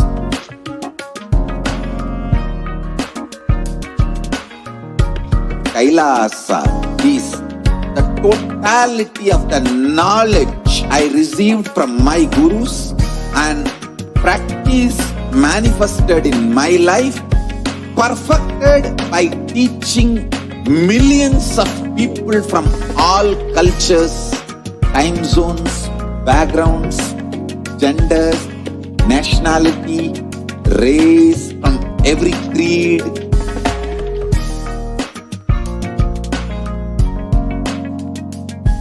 So this absolutely perfected knowledge available to you, served to you in your home without even you moving out of your couch, free of cost.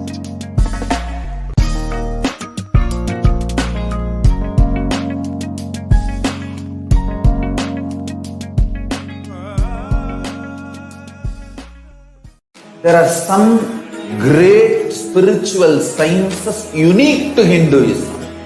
Subtle, otherworldly, but definitive manifested the cosmic beings in Archavatara, deities in Nijavatara, living incarnations is fasting. Understand? Kriya Pada of Vedas and Agamas elaborately explain the whole science of making the cosmic beings manifest in Archavatara, deities and Nijavatara, living incarnations, both. During the Bhava Samadhi Darshan, literally those cosmic beings manifest through this body. Just like how they manifest in Archavatara, deity, they manifest in Nijavatara, Pratyakshavatara, and give you all the boons you ask, bless you. You see, each God is an independent intelligence to lead you to enlightenment. Each God is a bridge for you to achieve the Shivatva, the ultimate Shiva consciousness. Krishna is the bridge for you to achieve the Krishna consciousness. But Shiva consciousness, Krishna consciousness, all consciousness is one and the same. Ultimate consciousness only. So that energy itself completely expresses. Just like Radhika, when I see my own sweetness in the mirror, I become eager to taste it. I find that the only way to relish this sweetness is through the constitution of Sri Radhika. Bhava Samadhi Darshan is a window to the infinite expanse of consciousness, allowing us to glimpse the formless in a way that we can understand. It cleanses the karmas of lifetimes. It awakens our biomemory to the space of Paramashivam. The ultimate consciousness creates a deep and lasting transformation in us.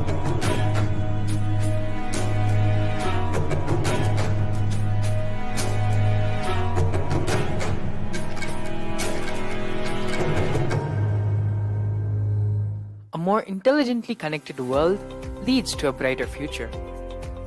An enlightened humanity leads to a better world. During the Paramashivam program, we help people to discover their superhuman possibilities and help them to find and achieve the true purpose of their birth by giving them the techniques, practices, and methodologies from the Vedagamas, the original source scriptures of Hinduism. The Supreme Pontiff of Hinduism is reviving the ancient original Vedas and Agamas in all its glory in a user-friendly way for the modern mind. The Supreme Pontiff of Hinduism is transforming human beings into divine beings, reviving, initiating, and replicating the 463 powers from the Agamas revealed by Paramashivam. The Supreme Pontiff of Hinduism is not just giving solutions for every problem man faces, but is making them irrelevant to their lives by transforming human beings into divine beings. Listen. Any argument presented by your mind, body, your present reality to establish you are not Paramashiva. You are not omniscient, omnipotent, omnipresent. Anything presented to prove you are not Paramashiva is illegitimate. Decide this. This is super determinism. Understand? Anything you declare as illegitimate, lose power over you, will die in few days, few minutes, maybe in few weeks, whatever few days it takes, will not have power over you. And this is the method for sudden enlightenment. This is the method for sudden enlightenment.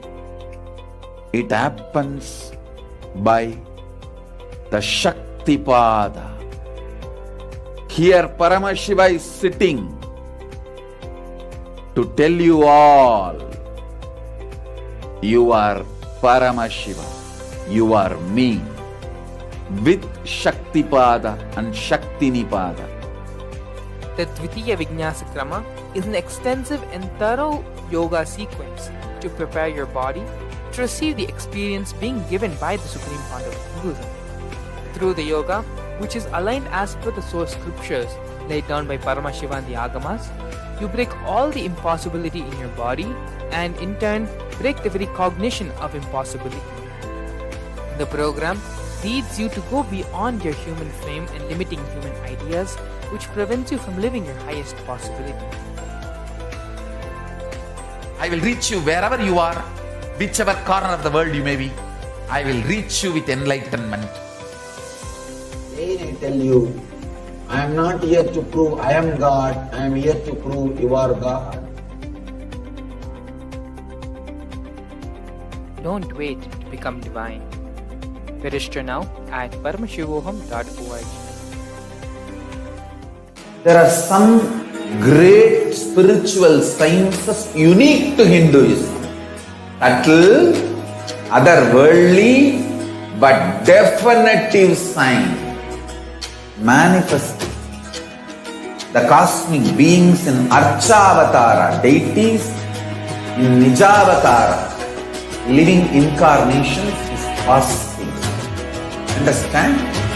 Kriya Pada of Vedas and Agamas elaborately explain the whole science of making the cosmic beings manifest in Archavatara, deities and Nijavatara, living incarnation, both. During the Bhava Samadhi Darshan, literally those cosmic beings manifest through this body. Just like how they manifest in Archavatara, deity, they manifest in Nijavatara, Pratyakshavatara, and give you all the boons you ask, bless you. You see, each God is an independent intelligence to lead you to enlightenment. Each God is a bridge for you to achieve the Shivatva, the ultimate Shiva consciousness. Krishna is the bridge for you to achieve the Krishna consciousness. But the Shiva consciousness, Krishna consciousness, all consciousness is one and the same. Ultimate consciousness only. So that energy itself completely expresses. Just like Radhika, when I see my own sweetness in the mirror, I become eager to taste it. I find that the only way to relish this sweetness is through the constitution of Sri Radhika. Bhava Samadhi Darshan is a window to the infinite expanse of consciousness, allowing us to glimpse the formless in a way that we can understand. It cleanses the karmas of lifetimes. It awakens our biomemory to the space of the ultimate consciousness and creates a deep and lasting transformation in us.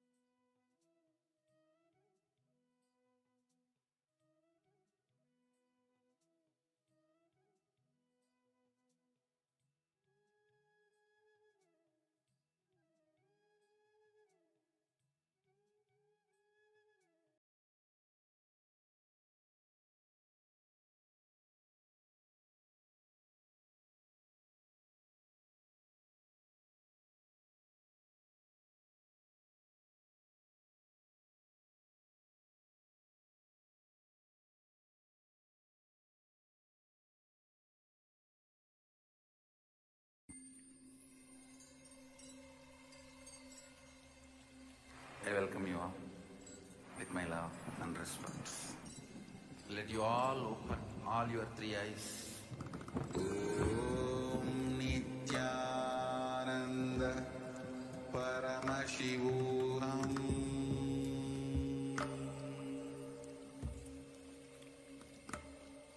Om Nithyananda Paramashivam.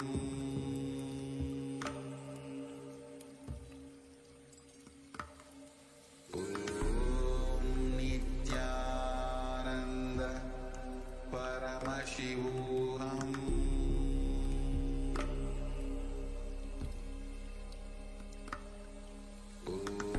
Om Nithyananda Paramashivam. Om Nithyananda Paramashivam.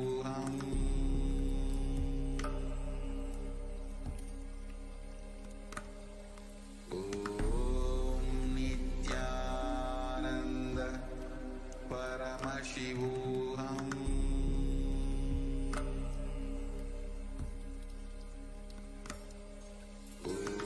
Om Nithyananda Paramashivam. Om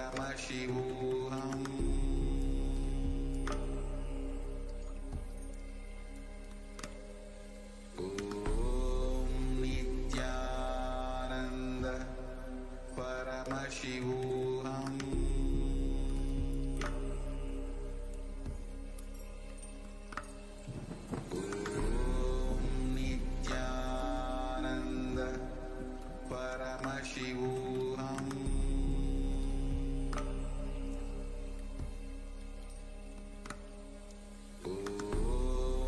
Nithyananda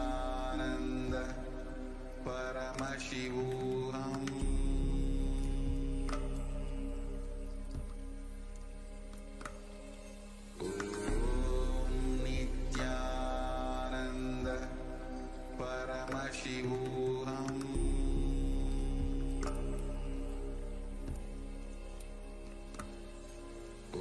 Om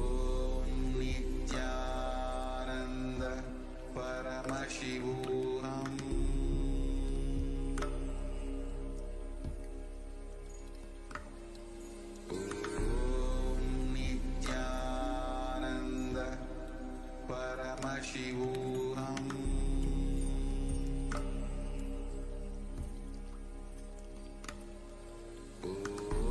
Om Nithyananda Paramashivam.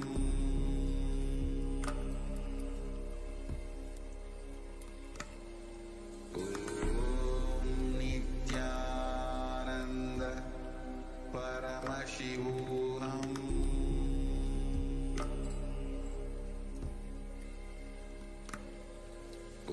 Om Nithyananda Paramashivam.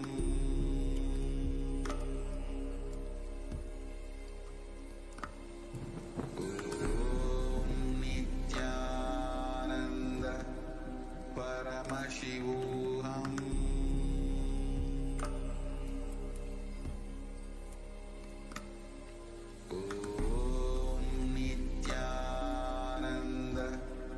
Paramashivam.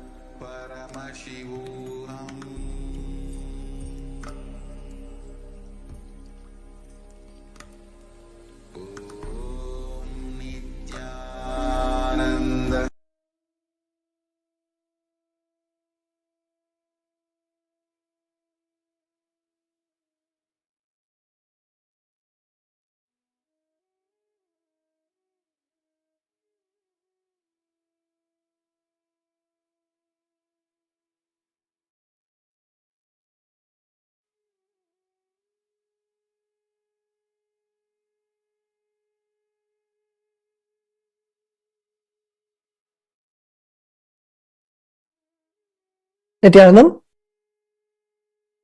we will now be chanting the Dhyana Shloka for Bhagavan Dakshinamurthy. Please sit straight.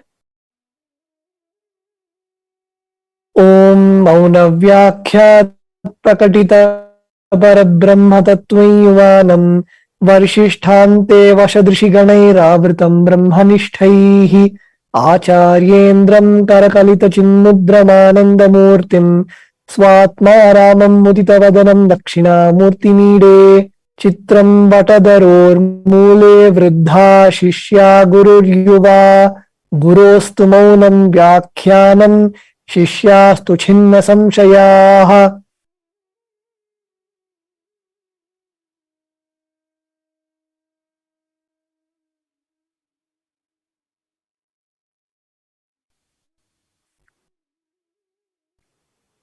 I praise and salute that Dakshinamurthy who faces the south, who explains the true nature of the Supreme Brahman through his state of silence, who is young in looks, who is surrounded by disciples who are old sages.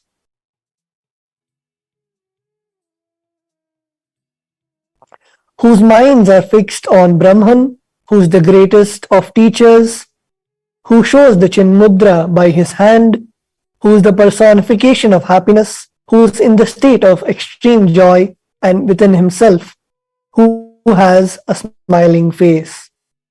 Let us now, with this space of intense gratitude and restful awareness, receive the darshan of our beloved Swamiji in the form of Bhagavan Dakshinamurthy.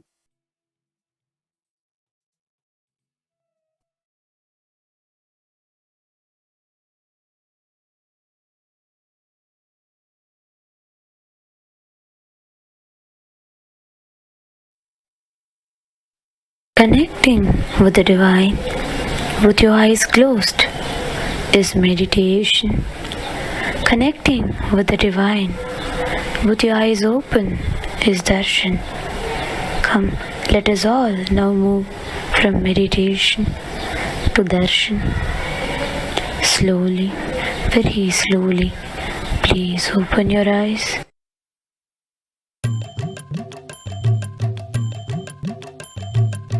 Sharanam Nithyananda Gurudev Sharanam. Smaranam Nithyananda Gurudev Smaranam. Sharanam Nithyananda Gurudev Sharanam. Smaranam Nithyananda Gurudev Smaranam. Sharanam Nithyananda Gurudev Sharanam. Brahma Rupamadi Madhya Sesha Sarva Bhasakam Bhava Shatkahina Rupa Nitya Satyam Advayam. Brahma Rupamadi Madhya Sesha Sarva Bhasakam Bhava Shatkahina Rupa Nitya Satyam Advayam. Pakmanoti Gosharam Chaneti Neti Bhavitam Tam Namami Deva Deva Nithyanandam Ishwaram. Pakmanoti Gosharam Chaneti Neti Bhavitam Tam Namami Deva Deva Nithyanandam Ishwaram. Sharanam Nithyananda Gurudev Sharanam. Smaranam Nithyananda Gurudev Smaranam. Sharanam Nithyananda Gurudev Sharanam. Aditeya Biharam Surari Daitya Nashakam Sadhu Sishta Kamadam Mahi Subhara Harakam. Aditeya Biharam Surari Daitya Nashakam Sadhu Sishta Kamadam Mahi Subhara Harakam. Swatmarupa Tattvakam Yuge Yuge Cha Darshitam. Swatmarupa Tattvakam Yuge Yuge Cha Darshitam. Tam Namami Deva Deva Nithyanandam Ishwaram. Tam Namami Deva Deva Nithyanandam Ishwaram. Sharanam Nithyananda Gurudev Sharanam. Smaranam Nithyananda Gurudev Smaranam. Sharanam Nithyananda Gurudev Sharanam. Sarvabhuta Sarga Karma Sutra Bandha Karanam Jnana Karma Papa Punya Taratamya Sadhanam. Sarvabhuta Sarga Karma Sutra Bandha Karanam Jnana Karma Papa Punya Taratamya Sadhanam. Buddhi Vasa Sarva Karma Bhasanam Tam Namami Deva Deva Nithyanandam Ishwaram. Buddhi Vasa Sakshi Rupa Sarva Karma Bhasanam Tam Namami Deva Deva Nithyanandam Ishwaram. Tam Namami Deva Deva Nithyanandam Ishwaram. Sharanam Nithyananda Gurudev Sharanam. Smaranam Nithyananda Gurudev Smaranam. Sharanam Nithyananda Gurudev Sharanam.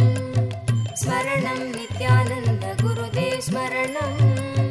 Sharanam Nithyananda Gurudev Sharanam.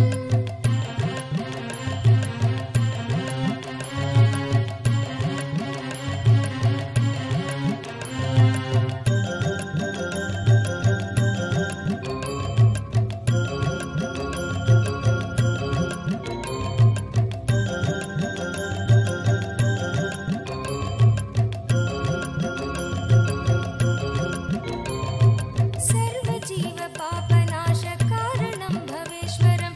Svikritam Jagarbhavasa Deha Pashamidrisham. Sarvajiva Paranam Bhaveshwaram. Svikritam Jagarbhavasa Deha Pashamidrisham. Stapitam Swalilaya Chayena Divya Jeevanam. Stapitam Swalilaya Chayena Divya Jeevanam. Tam Namami Deva Deva Nithyanandam Ishwaram. Tam Namami Deva Deva Nithyanandam Ishwaram. Sharanam Nithyananda Gurudev Sharanam. Smaranam Nithyananda Gurudev Smaranam. Sharanam Nithyananda Gurudev Sharanam. Tulyaloshta Kanchanancha Heyaneya Dhigatam. Strishu Nitya Matrurupa Shakti Bhava Bhavukam. Tulyaloshta Kanchanancha Heyaneya Dhigatam. Strishu Nitya Matrurupa Shakti Bhava Bhavukam. Jnana Bhakti Bhukti Mukti Shuddha Buddhi Dayakam. Jnana Bhakti Bhukti Mukti Shuddha Buddhi Dayakam. Tam Namami Deva Deva Nithyanandam Ishwaram. Tam Namami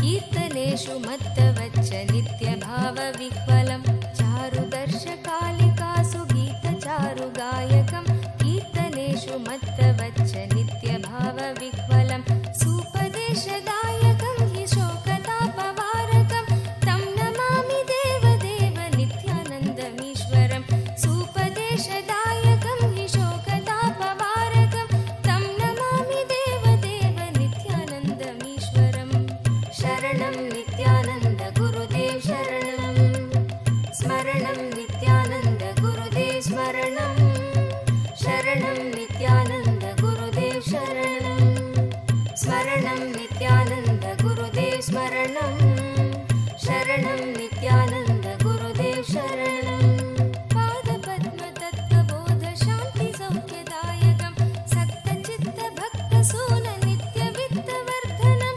पादपद्मतत्त्वबोध शान्ति सौख्यदायकं सक्तचित्तभक्तसून नित्यवित्तवर्धनं दम्भिदर्पधारणं तु निर्भयं जगद्गुरुं दम्भिदर्पधारणं तु निर्भयं जगद्गुरुं तं नमामि देवदेव नित्यानन्दमीश्वरं तं नमामि देवदेव नित्यानन्दमीश्वरं शरणं नित्यानन्द गुरुदेव शरणं स्मरणं नित्यानन्द गुरुदेव स्मरणं शरणं नित्यानन्द गुरुदेव शरणं स्मरणं नित्यानन्द गुरुदेव स्मरणं शरणं नित्यानन्द गुरुदेव शरणं पञ्चवर्षबालभावयुक्तं सर्वलोकरञ्जनं भवाब्धिसङ्गभञ्जनं पञ्चवर्षबालभावयुक्तहंसरूपिणं सर्वलोकरञ्जनं भवाब्धिसङ्गभञ्जनं शान्तिसौख्यसद्मजीवजन्मभीतिनाशनं तं नमामि देवदेव नित्यानन्दमीश्वरं शान्तिसौख्यसद्मजीवजन्मभीतिनाशनं तं नमामि देवदेव नित्यानन्दमीश्वरं शरणं नित्यानन्द गुरुदेव शरणं स्मरणं नित्यानन्द गुरुदेव स्मरणं शरणं नित्यानन्द गुरुदेव शरणं स्मरणं नित्यानन्द गुरुदेव स्मरणं शरणं नित्यानन्द गुरुदेव शरणं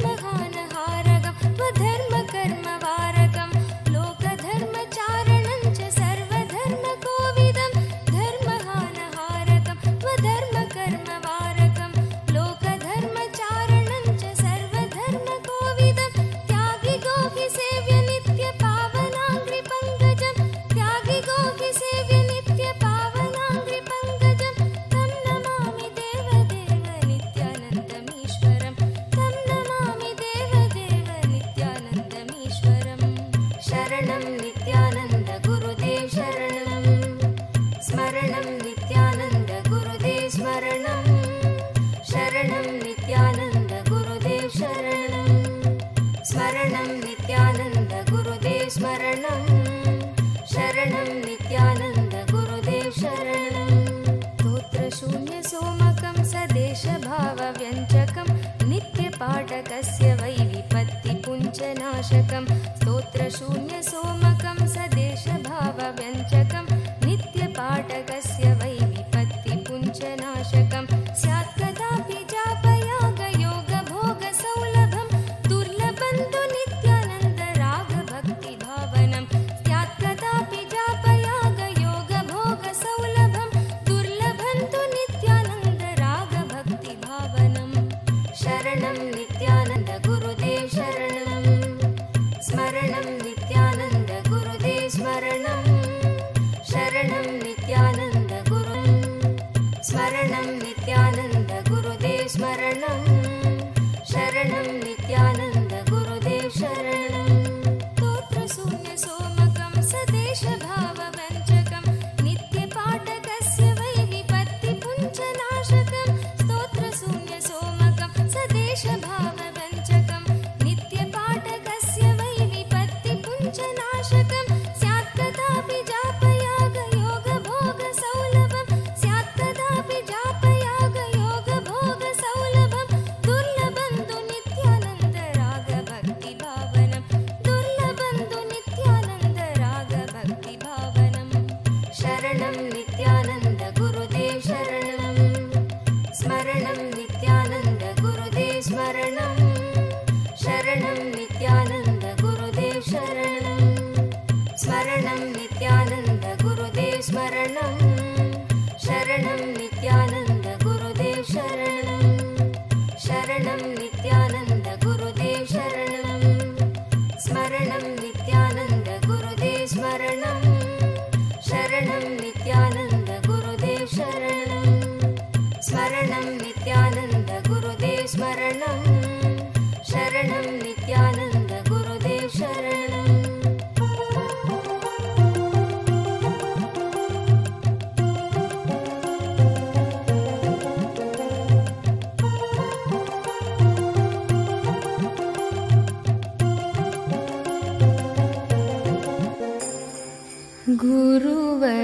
गुरुवरनाम पावननाम नित्य गुरुनाम गुरु नानक नाम गुरुवरनाम पावननाम गुरुवरनाम पावननाम गुरुवरनाम पावननाम गुरुवरनाम पावननाम नित्य गुरुनाम गुरु नानक नाम नित्य गुरुनाम गुरु नानक नाम नित्य गुरुनाम गुरु नानक नाम नित्य गुरुनाम गुरु नानक नाम गुरुवरनाम पावननाम गुरुवरनाम पावननाम नित्य गुरुनाम गुरु नानक नाम नित्य गुरुनाम गुरु नानक नाम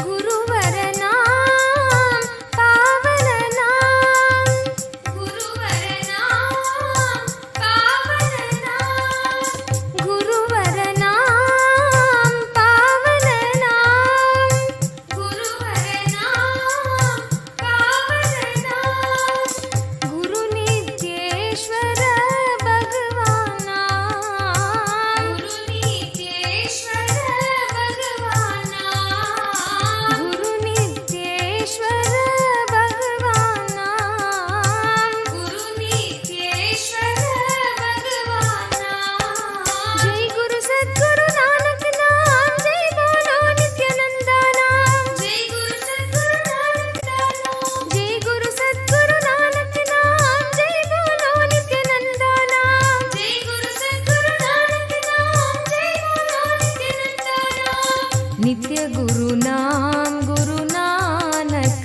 नाम नित्य गुरु नाम गुरु नानक नाम नित्य गुरु नाम गुरु नानक नाम नित्य गुरु नाम गुरु नानक नाम गुरुवरनाम पावननाम गुरुवरनाम पावननाम नित्य गुरुनाम गुरु नानक नाम नित्य गुरुनाम गुरु नानक नाम गुरुवरनाम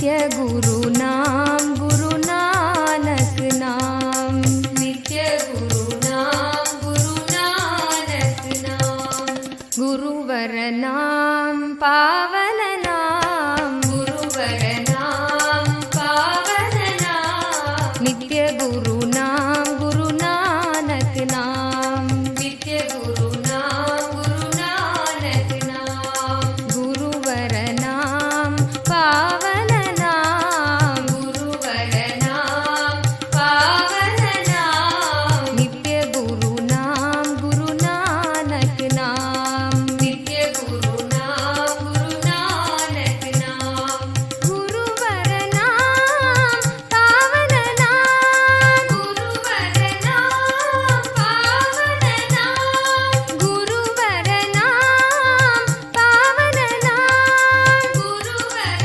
नाम पावन नाम गुरु नितेश्वर भगवाना गुरु नितेश्वर भगवाना गुरु नितेश्वर भगवाना गुरु नितेश्वर भगवाना जय गुरु सद्गुरु नानक नाम जय बोलो नित्यानंदा नाम जय गुरु सद्गुरु नानक नाम जय बोलो नित्यानंदा नाम जय गुरु सद्गुरु नानक नाम जय बोलो नित्यानंदा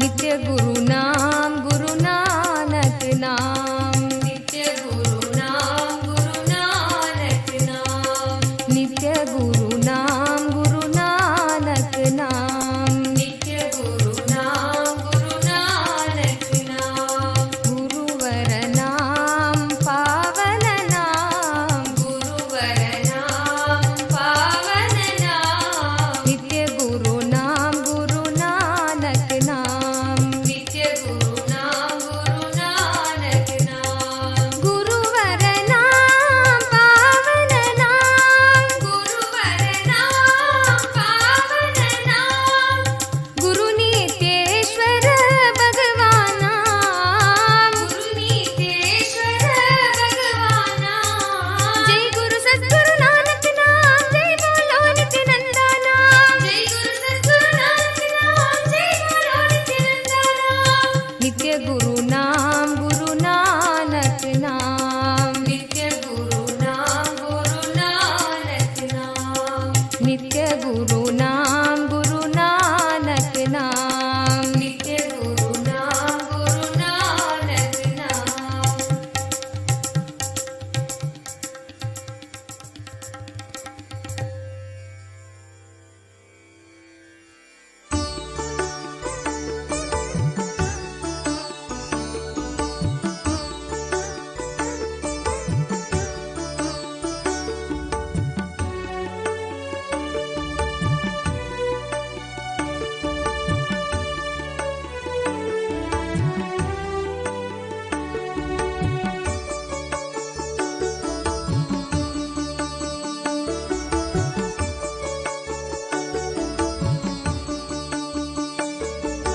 स्वागतं गुरु श्री नित्यानंदरिगे नित्यानंदದ ಸ್ಥಿತಿ ನೀಡುವ ದೇವ ನಿತ್ಯಾನಂದರಿಗೆ स्वागतं गुरु श्री नित्यानंदरिगे नित्यानंदದ ಸ್ಥಿತಿ ನೀಡುವ ದೇವ ನಿತ್ಯಾನಂದರಿಗೆ स्वागतं गुरु श्री नित्यानंदरिगे ನಿತ್ಯಾನಂದರಿಗೆ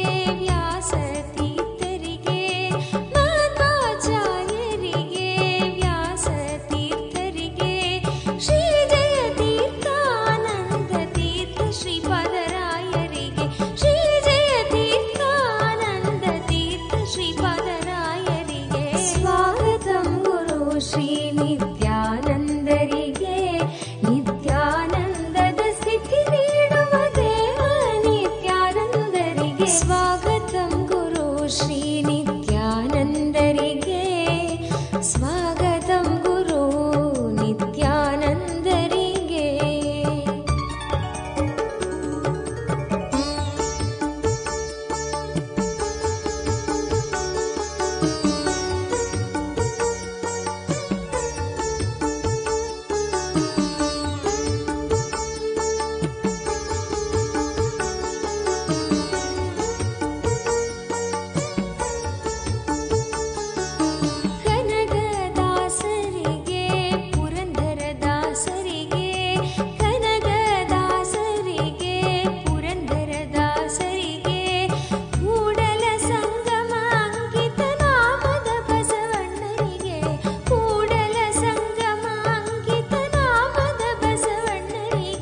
स्वागतं गुरु श्री नित्यानन्दरिगे नित्यानन्दद स्थिति नीडुव देव नित्यानन्दरिगे स्वागतं गुरु श्री नित्यानन्दरिगे नित्यानन्दरिगे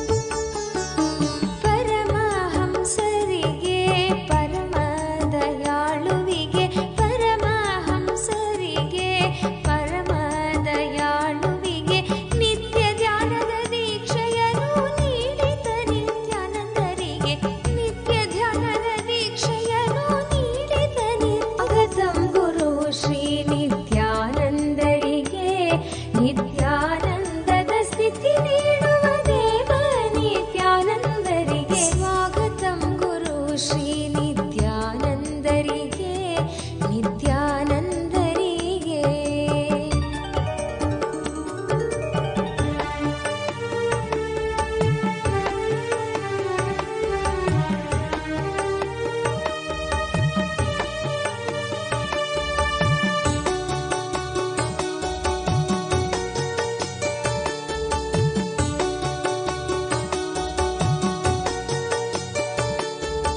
ಅಕ್ಕ ಮಹಾದೇವಿಗೆ ಅಲ್ಲಮ ಪ್ರಭುವಿಗೆ ಅಕ್ಕ ಮಹಾದೇವಿಗೆ ಅಲ್ಲಮ ಪ್ರಭುವಿಗೆ ಜಗನ್ನಾಥ ದಾಸ ವಿಜಯ ದಾಸ ಗೋಪಾಲ ದಾಸರಿಗೆ ಜಗನ್ನಾಥ ದಾಸ ವಿಜಯ ದಾಸ ಗೋಪಾಲ ದಾಸರಿಗೆ ಸ್ವಾಗತಂ ಗುರು ಶ್ರೀ ನಿತ್ಯಾನಂದರಿಗೆ ನಿತ್ಯಾನಂದದ ಸ್ಥಿತಿ ನೀಡುವ ದೇವ ನಿತ್ಯಾನಂದರಿಗೆ ಸ್ವಾಗತಂ ಗುರು ಶ್ರೀ ನಿತ್ಯಾನಂದರಿಗೆ ನಿತ್ಯಾನಂದರಿಗೆ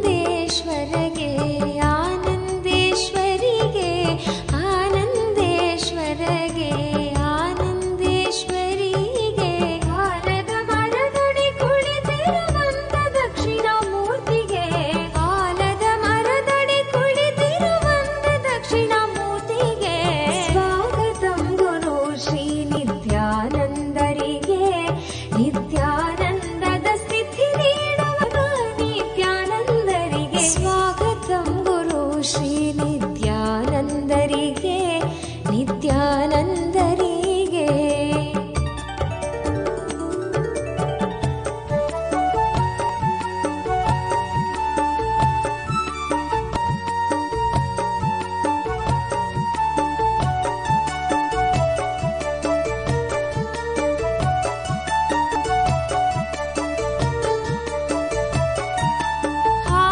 ಆನಂದಲಿಂಗಗೆ ಸ್ವಯಂಭುಲಿಂಗಗೆ ಆನಂದ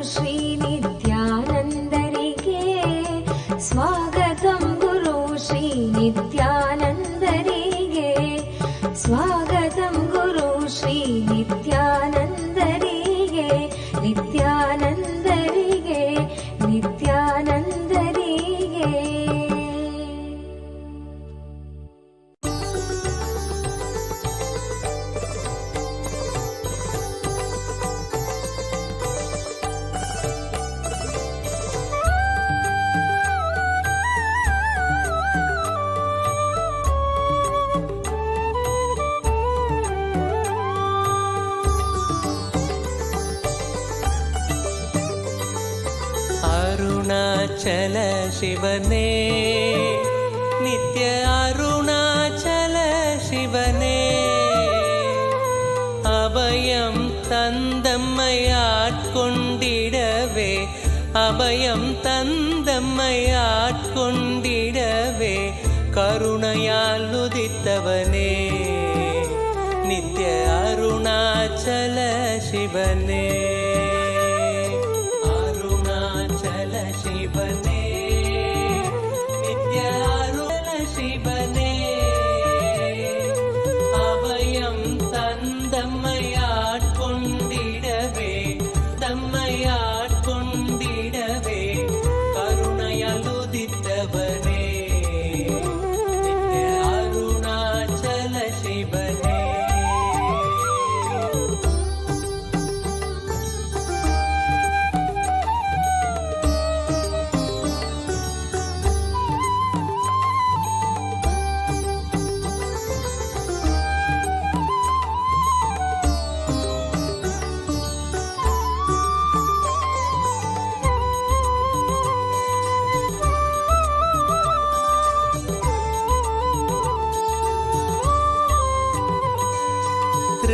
யுக அக்னி த்ரேதையில் மாணிக்கம் துவாபரத்தாமிரமாம் உயர் துவாபரத்தாமிரமாம் கலியுகம் உய்ய அருணாச்சல இந்த கலியுகம் உய்ய அருணாச்சல திரு மலையன எழுந்தவனே நித்ய அருணாச்சல சிவனே அருணாச்சல சிவனே நித்ய அருணாச்சல சிவனே அபயம் தந்தம்மை ஆட்கொண்டிடவே அபயம் தந்தம்மை ஆட்கொண்டிடவே கருணையால் உதித்தவனே நித்ய அருணாச்சல சிவனே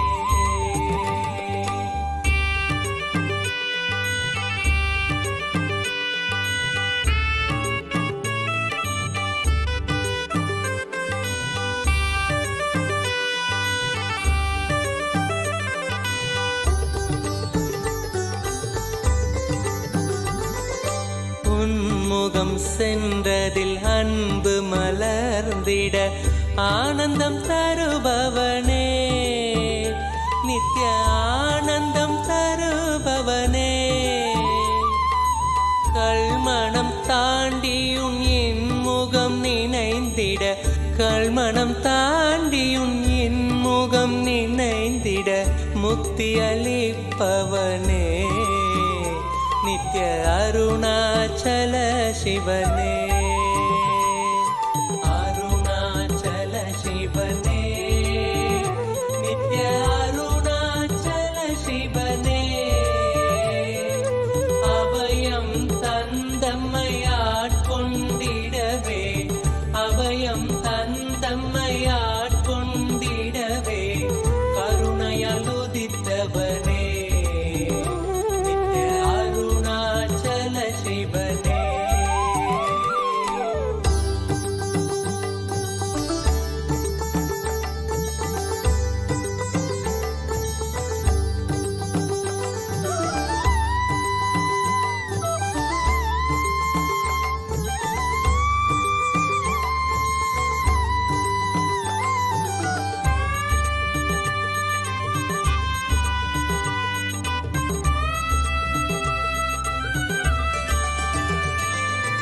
மாதவம் செய்தந்த மங்கையும் ஏங்கிட பாகத்தை தந்தவனே இடபாகத்தை தந்தவனே வேண்டிடும் அன்பரை காத்திடவே இங்கு வேண்டிடும் அன்பரை காத்திட மானுட வேடம் கொண்டவனே அச்சல சிவனே அருணாச்சல சிவனே நித்ய அருணாச்சல சிவனே அபயம் தந்தம் ஆட்கொண்டிட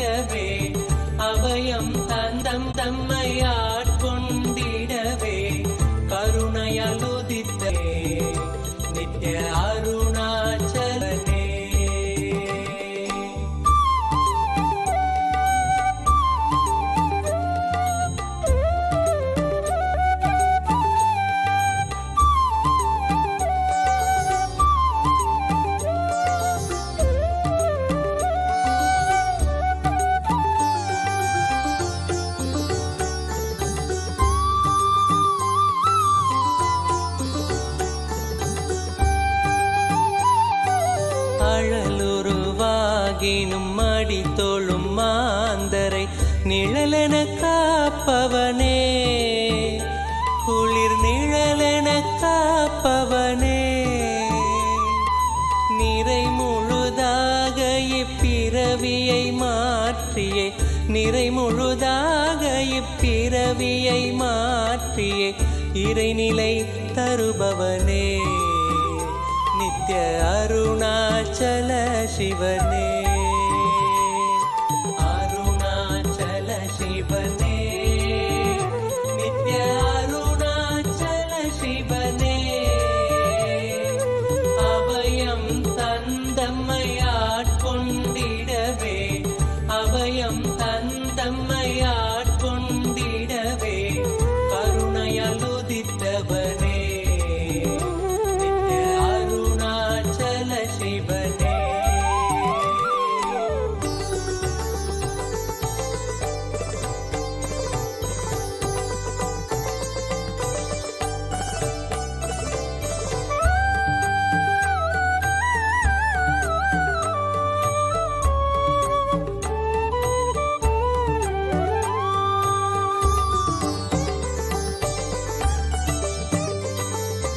வேதனை தீர்த்திட வேதனும் மாலும் பாதம் பணிந்திடவே, உந்தன் பாதம் பணிந்திடவே, ஆதியும் அந்தமில்லாதந்த ஜோதி, ஆதியும் அந்தமில்லாதந்த ஜோதியின் ரூபம் தரித்தவனே, நித்ய அருணாச்சல சிவனே, அருணாச்சல சிவனே, நித்ய அருணாச்சல சிவனே, அபயம் தந்தம்மையாட்கொண்டிடவே, அபயம் தந்தம்மையாட்கொண்டிடவே கருணையால் உதித்தவனே, நித்ய அருணாச்சல சிவனே.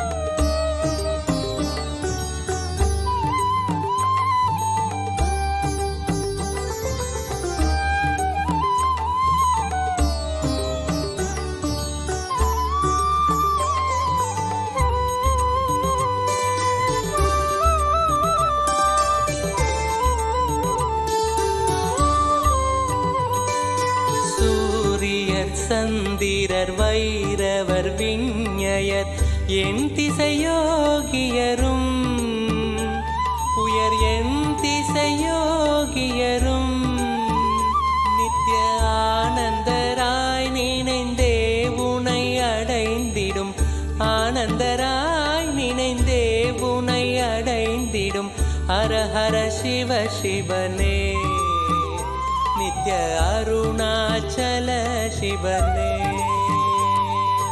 அருணாச்சல சிவனே, நித்ய அருணாச்சல சிவனே, அபயம் தந்தம்மையாட்கொண்டிடவே, அபயம் தந்தம்மையாட்கொண்டிடவே கருணையால் உதித்தவனே, நித்ய அருணாச்சல சிவனே.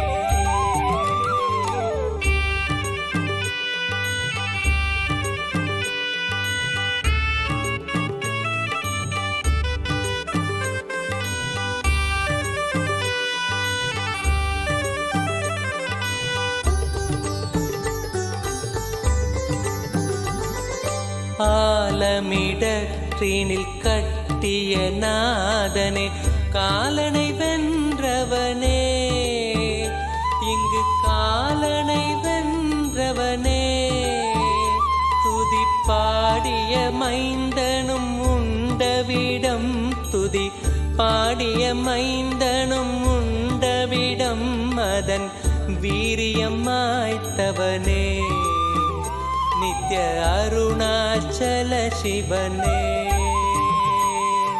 அருணாச்சல சிவனே, நித்ய அருணாச்சல சிவனே, அபயம் தந்தம்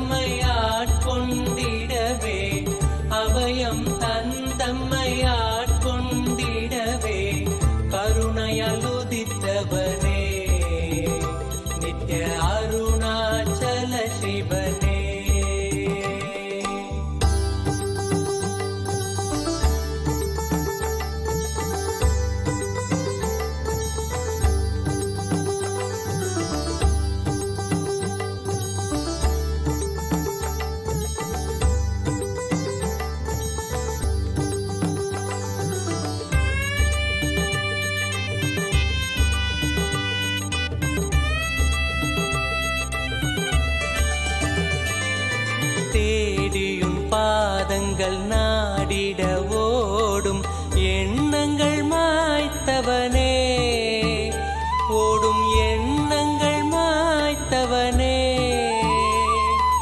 ஆழ்ந்து நினைந்திட ஆண்டவனே உனை, ஆழ்ந்து நினைந்திட ஆண்டவனே, நித்ய ஆனந்தம் தந்தவனே, நித்ய அருணாச்சல சிவனே.